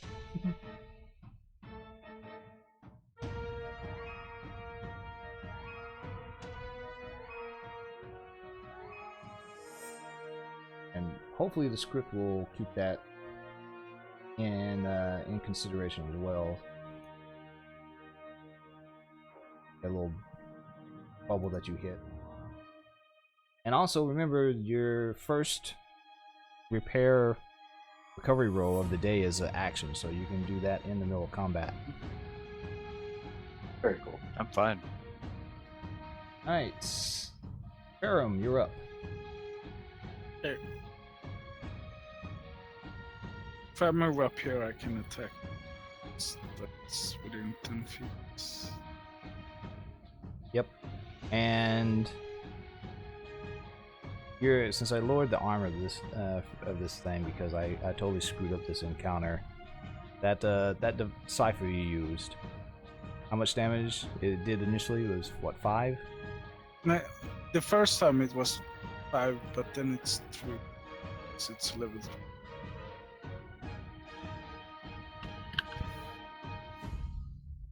I'm gonna go ahead and say it did do some damage. Not much, but it did do some damage this round. Okay. And what are you gonna do? I'm gonna attack it. 4-arm blade. Are you in range? Yeah, he said I was. You gotta be closer than 10 feet. I was about to say, if I couldn't hit it with a 6-foot spear from 10 feet out, I'd. Oh, forearm blade's gonna. Yeah, but You gotta be within 5. he said so. That's why I said I was gonna attack. Don't tell me I can attack when I can't attack. Yeah, Mythar. Well, you said you were going for the eyes. The eyes are raised higher up. Who are you talking to, me or him? You. Oh, he said he was going to attack it with his forearm blade. You said you could attack it. He's 10 feet away. Yeah, he's 10 feet away. He can't. Well, technically, it's immediate range, which is up to 10 feet. So, but he already moved. moved. He moved to get into that range. So yeah, you probably won't be able to attack this round because you just. Well, if I can't attack this, Because the head is within 10 feet of you, but the head is like 6 or 8 feet up. It's reared up. So actually, the part that you can melee is more like right around in melee range thing is like more like right around in here. So close range is within 10 feet, not within 5. yeah, Yeah. So immediate. Well, I thought we just kind of covered that because that's the reason why I threw my spear, because I couldn't hit him from where I was at. Immediate range is up to 10 feet, and you can attack melee in 10 feet. That's why this doesn't really work as well with maps, because you're supposed to be like cinematically maneuvering around, but these guys are just barely on the verge of your range because of their weird body. Because half of them's in the air, half of it's on the ground. Okay, so let's just be clear. Within 10 feet, you can attack. Right, Immediate range. right. Okay, so with a 6-foot spear, I should have been able to melee attack that guy, but you told me I couldn't. That's because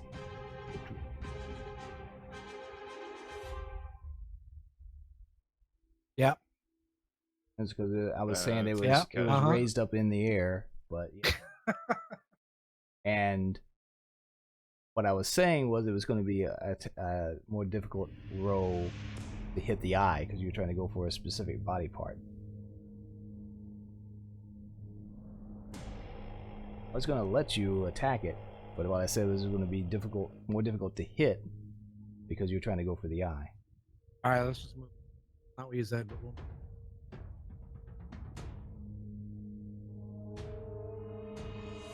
okay.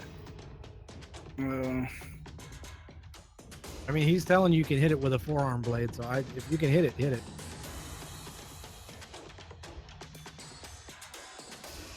I have to get me one of them things because clearly they're better than a 6-foot. It's just one of those things where the rules. Oh, I got it. Let's go. The rules is weird, but yeah, make the attack.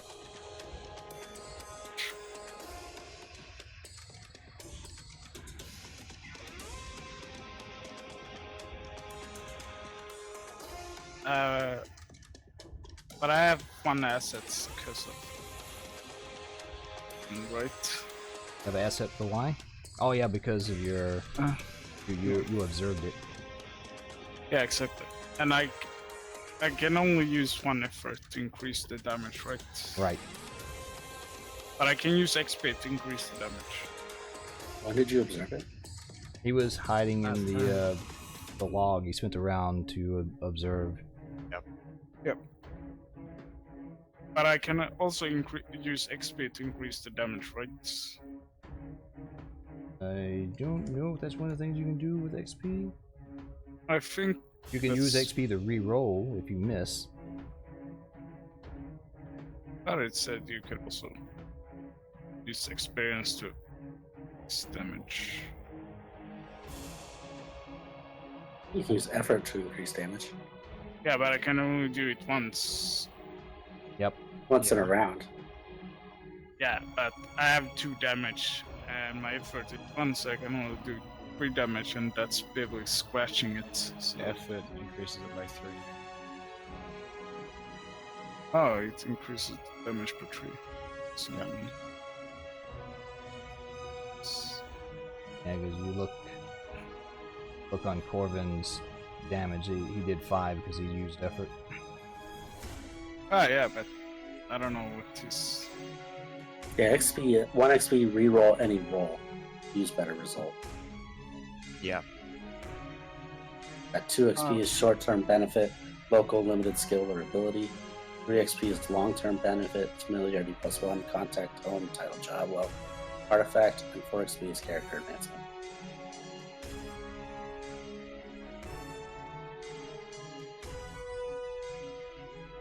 Well, I'm gonna use 1 effort to increase the damage. And I'm gonna speed check. And I hit. And I have an asset. So 4 them. What did I? You didn't put difficulty in there. Yeah, I did. Yeah, he wrote it as a speed instead of wrote it as his forearm blade. That's why the numbers look different. One of the things.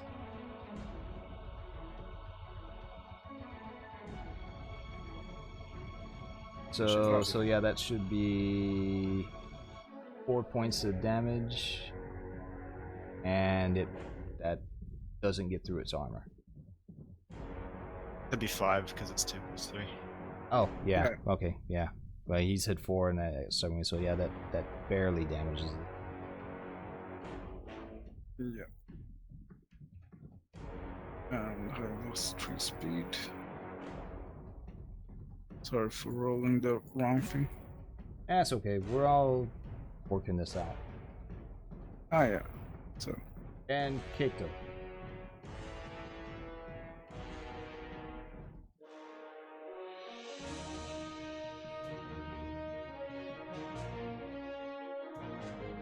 I'm gonna have to kill both of these things.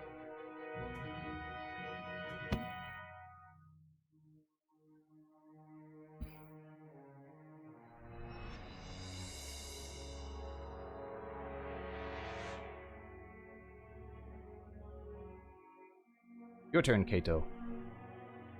Oh, okay. Sorry.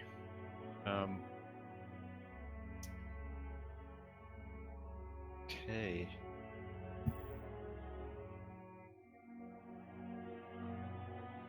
So, which one looks more injured? This one? Yeah.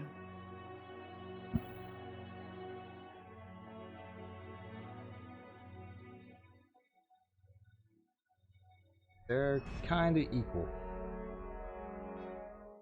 Right, that one's distracted though, right? Yeah. Okay. Just gonna try and damage it. I'm gonna spend my movement to reload because I didn't do that yet. I'm gonna attack.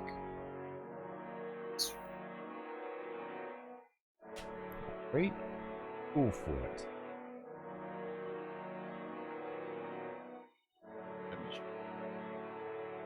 Nice. That one shrivels up and dies. Awesome. Then I'm just gonna stand in front of this one's face and wave my arms. But you can't move since you used your action. I'm still there. It's fine. He's still distracted anyway, so it's not like he's going anywhere fast. Yeah.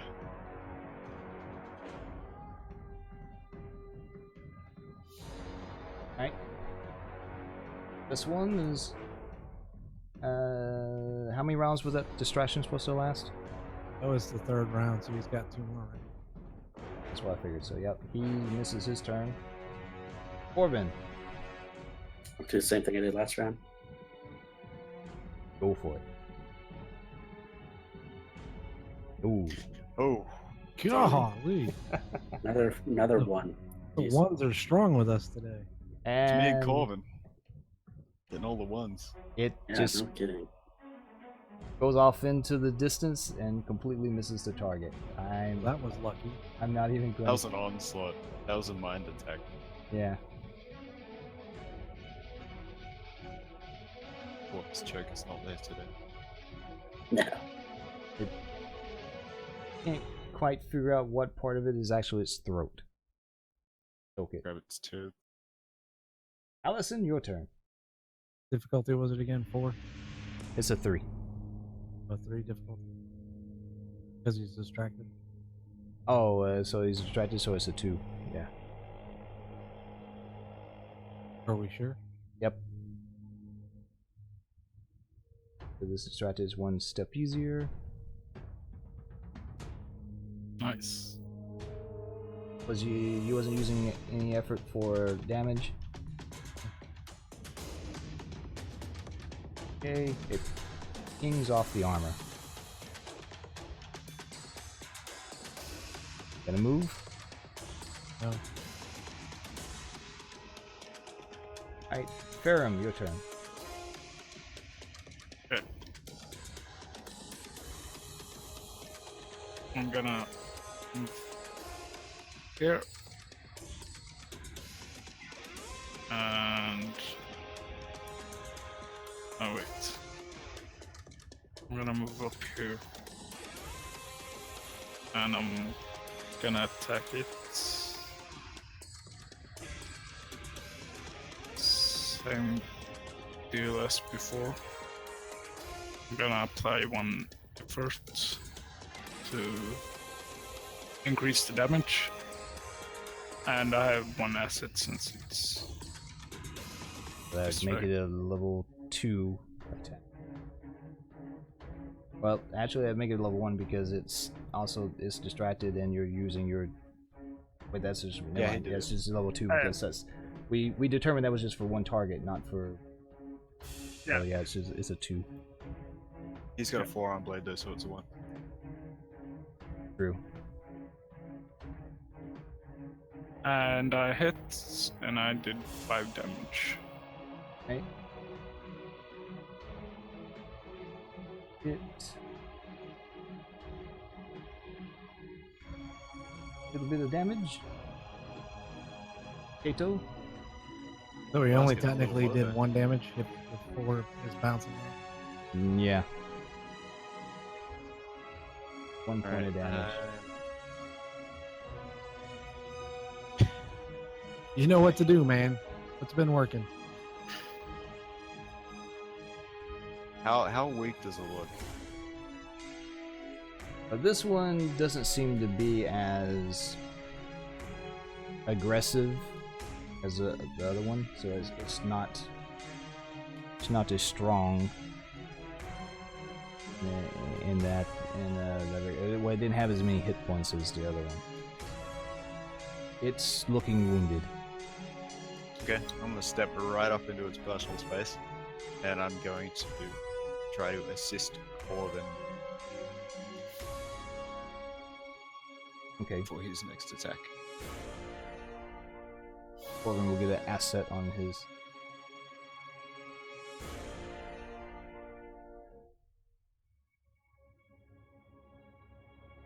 And since you're up there on him, he's going to attack you. Isn't it still distracted? Last turn. Last round? Okay, so. So next round he's fair game. Hit anybody. Corbin. Not mind slice. Got it. There we go. Unmitigated. Now, was you assisting him for damage or for the hit? I'm Do I pick that? gonna say you could. Damage. Shouldn't they decide it before next time? Yeah. I wasn't sure how it works.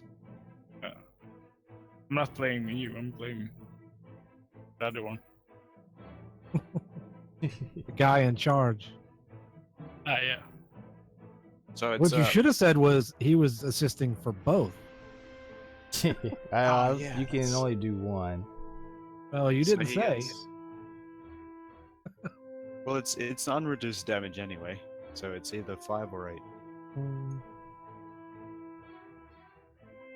It is looking extremely rough. It seems it's barely able to stand up at this point. Pretty hard. That's good. Allison? So how do I roll effort for damage? It says Just put an damage effort. F. It's Oh, on, damn. it's It's on the roll character effort sheet. and damage effort. Okay, so both one on each.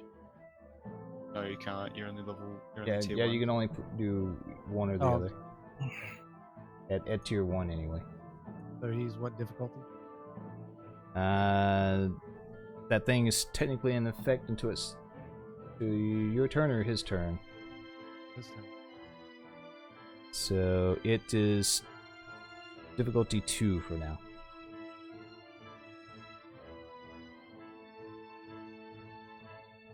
Yeah, so this will be the last round, right?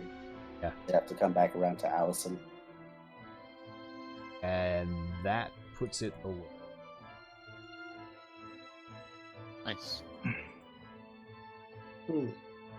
I take a short breath. A recovery roll, like catch my breath. That was a tough fight, guys. Yep. And So the first one's one action, and then if y'all want to stay here for a little longer, you can go ahead and do the 10-minute one as well. Corvin, would you like to assist me? Of course I would. Excellent. I'm gonna go over and inspect these dead bodies of these creatures. Yeah, Alrighty. same here. Oh, I put it as. Should I roll if I sense anything particular, or I just would let's just go ahead and use the Numenera, or like if you have like a biology skill. Yes, you yes, I have a biology skill. Searching for yeah. I don't think anyone else. Just these guys isn't really Numenera, so the Numenera really wouldn't work. But yeah, if you got any sort of like biology, something to know about nature, What about Let me perception? do this. perception. No. Yeah, you can. I'll let you use perception. I say, Um, Kato, what- I'll help you look at one of these things. What's the difficulty? Let's just go with the level of the can't. creature, level 3. Okay. Kato said he wants to help. So that's an asset, right? There's my difficulty 3 roll for perception. yeah? Oh. Oh. Another one. Oh. Oh my gosh. So this is on a biology check. Oh, that's fun. That's fun. You're Should a you like robot. throw out an actual intrusion here? You're I think you need to start using the 3D dice. you're just like I mean, I'd be happy to. I love using 3D dice. Oh, you mean like on the system, Yeah, on the not like real life yeah. dice? Oh, No, that no, no. depresses me. like on this, where just like I'm doing with it. I didn't even know you were doing that. yeah. We don't Oh, see yeah. we don't see your we don't see that. So that's I don't know if it's any different. I think it's just a visual effect. Yeah, but it makes me feel better. Because so I see the dice rolling around and not some just magic number that shows up, right? I'll just roll the dice in real life, and then I'll click it on the screen, and I won't look at the dice. That'll so give me the effects. for your one, no GM intrusion, but yeah, you're just amazed at flesh and blood creatures. You're just I'm surprised he didn't say something like you walk around the back and it convulses and spit, just poops all over you. I turn to Corvin. I'm trying and not say, to make this a "Corvin, poop episode. This isn't a machine." No, Kato. It was alive, like with blood and stuff. This is of no use to me. Walk away. So, what the rest of you deduce is you notice that this thing is coated on the outside with this sticky substance. Can I use And my spray bottle and wipe it away? You could, and it doesn't have any Numenera on it. It's not really that interested in those type of things, but you kind of deduce that the stickiness is a mechanism that it uses when it's wrapped around the tree trunks for anything that tries to climb up to get into the so-called trees and the fruit, and it uses it to stick them in place and assist it in its attacking and devouring its prey. So would this be considered fluidic in nature? Only in the essence of like tree sap.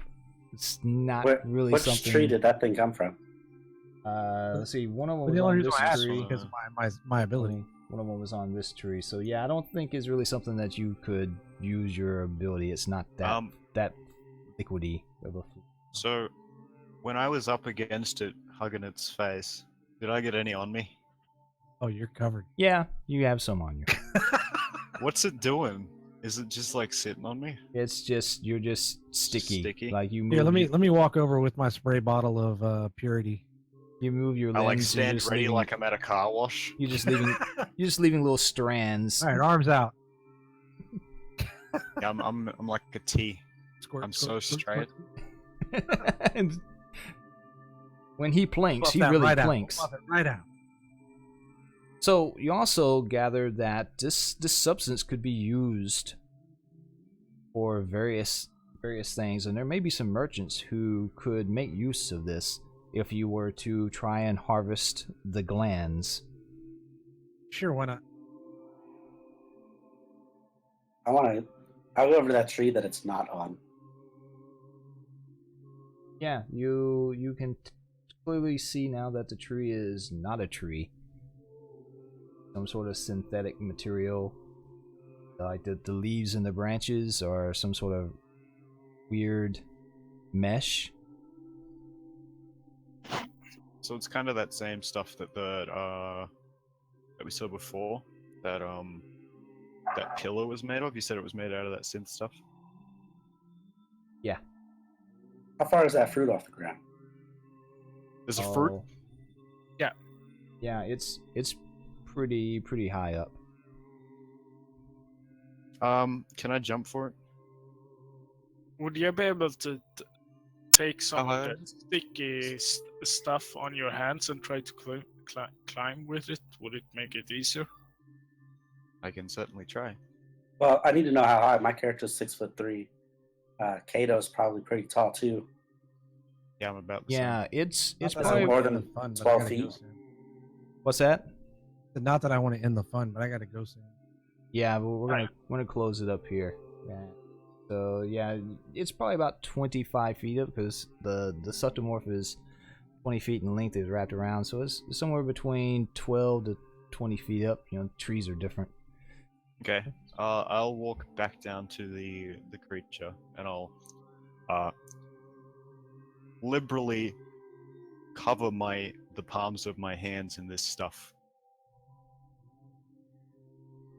And then I'm going to go back up to the tree and I'm going to try to spider climb up the side of this thing. I'm going to assist him. It's going to give me a boost. Yeah, so that's gonna be a might check, and it's going to be a difficulty 2 with the stickiness. I was going to say a 3, but yeah, got that. It just... Would that just be an asset? Also, difficulty 2, but I have an asset from Corbin. Yeah. Yeah. Got it. Now you get up into the tree, and there is some eggplant-looking style purplish fruit on the branches. Do I know what it is? Can I roll a biology check? Would biology actually count for? I don't think so. Like, I don't think that's Yeah. the same What about field. perception? Actually, I'm not proficient. Numenera might work because the trees aren't real. Oh, yeah, Yeah. I've got Numenera. Yeah, Can I do that? Numenera will work. Difficulty? Can I assist him telepathically?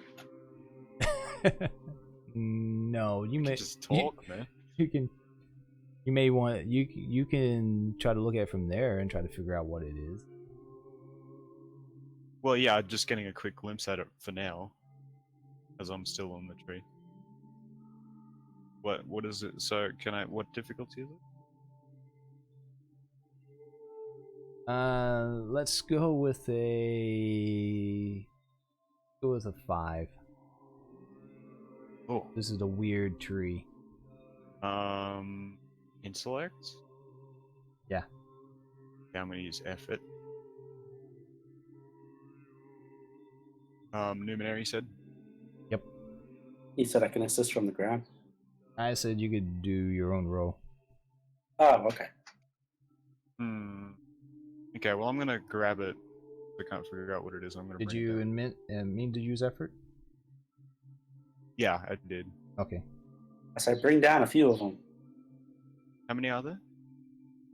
Within your reach, there's probably about 3 or 4. I'll try and grab as many.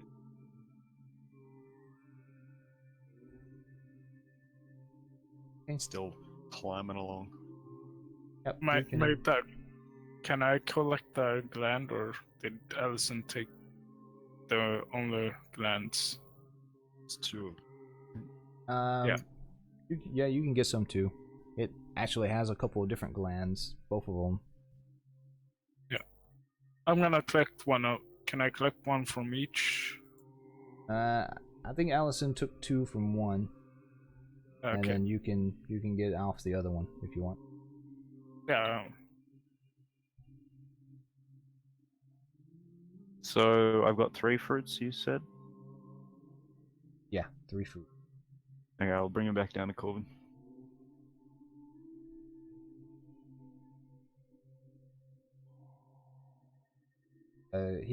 He got 2 glands off of one. If you wanted, you can get 2 off of the second creature to Farum. Yeah, I did it. I also collected some blood and added it to my book, and just started writing down the whole encounter. Okay.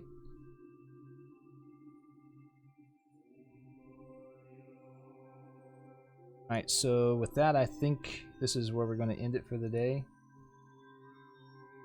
Cool. Not a I'll keep bad- a note about the fruit. Not a bad first session. Still got to do some work on keeping the rules straight. Using Yeah, using just gotta the figure out distance that range. the stuff. distances on the map. It's a little awkward, a little weird. It's different from D&D. Yeah.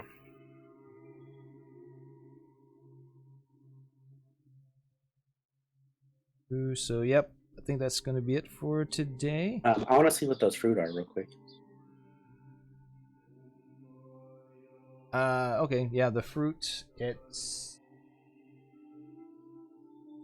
What was that? it's just it's eggplant shaped purplish fruit. You gonna cut one open, take a bite out of it, or?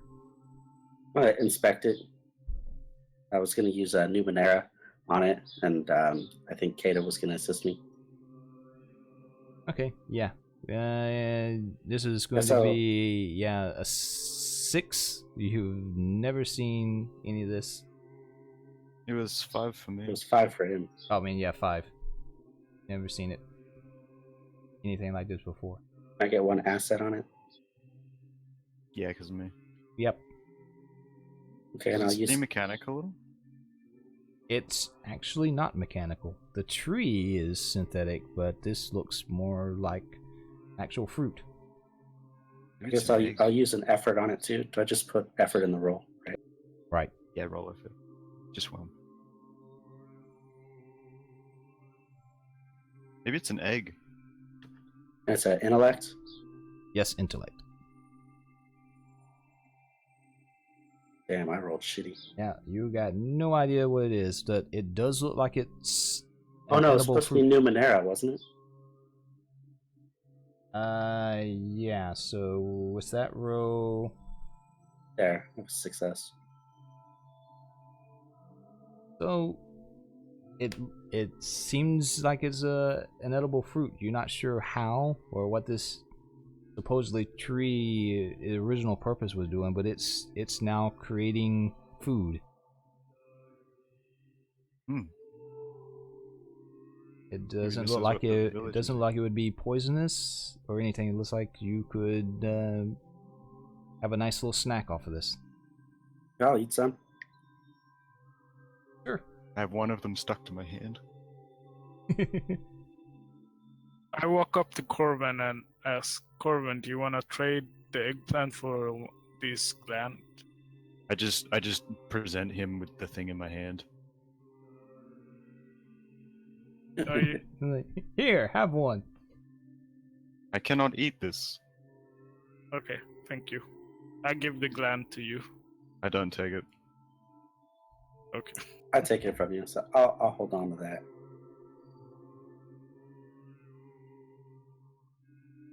Organic materials are of no use to me. Yeah, but it's for something else. I don't know what the gland is for, so. Okay, yeah, with that, we'll close it up for this day and we'll pick up here next week. Ah, yeah. Oh, there's Buddy. Yeah, I noticed that. Since we're not playing Storm King tomorrow, do you want to play tomorrow? I'll have to get with Grumpy and see if he's down for it. Okay. If we're gonna play tomorrow, I won't be able to play the time we started today, because I won't be home. Oh, yeah. So we probably just wait. Alrighty.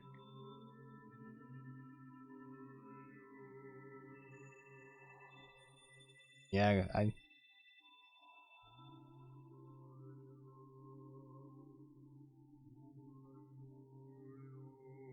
Okay, so yeah, that's going to do it for today's episode of Numenera. Hope you all enjoyed watching. We'll be back next Saturday.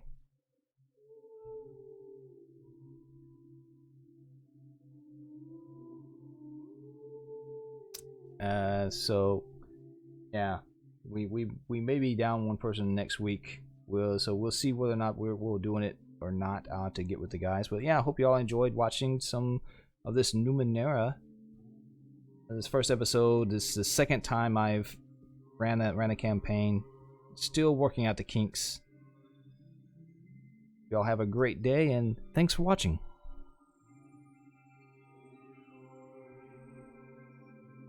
Have a great day and we hope to see you again soon. Well, I do at least. I hope my third does too.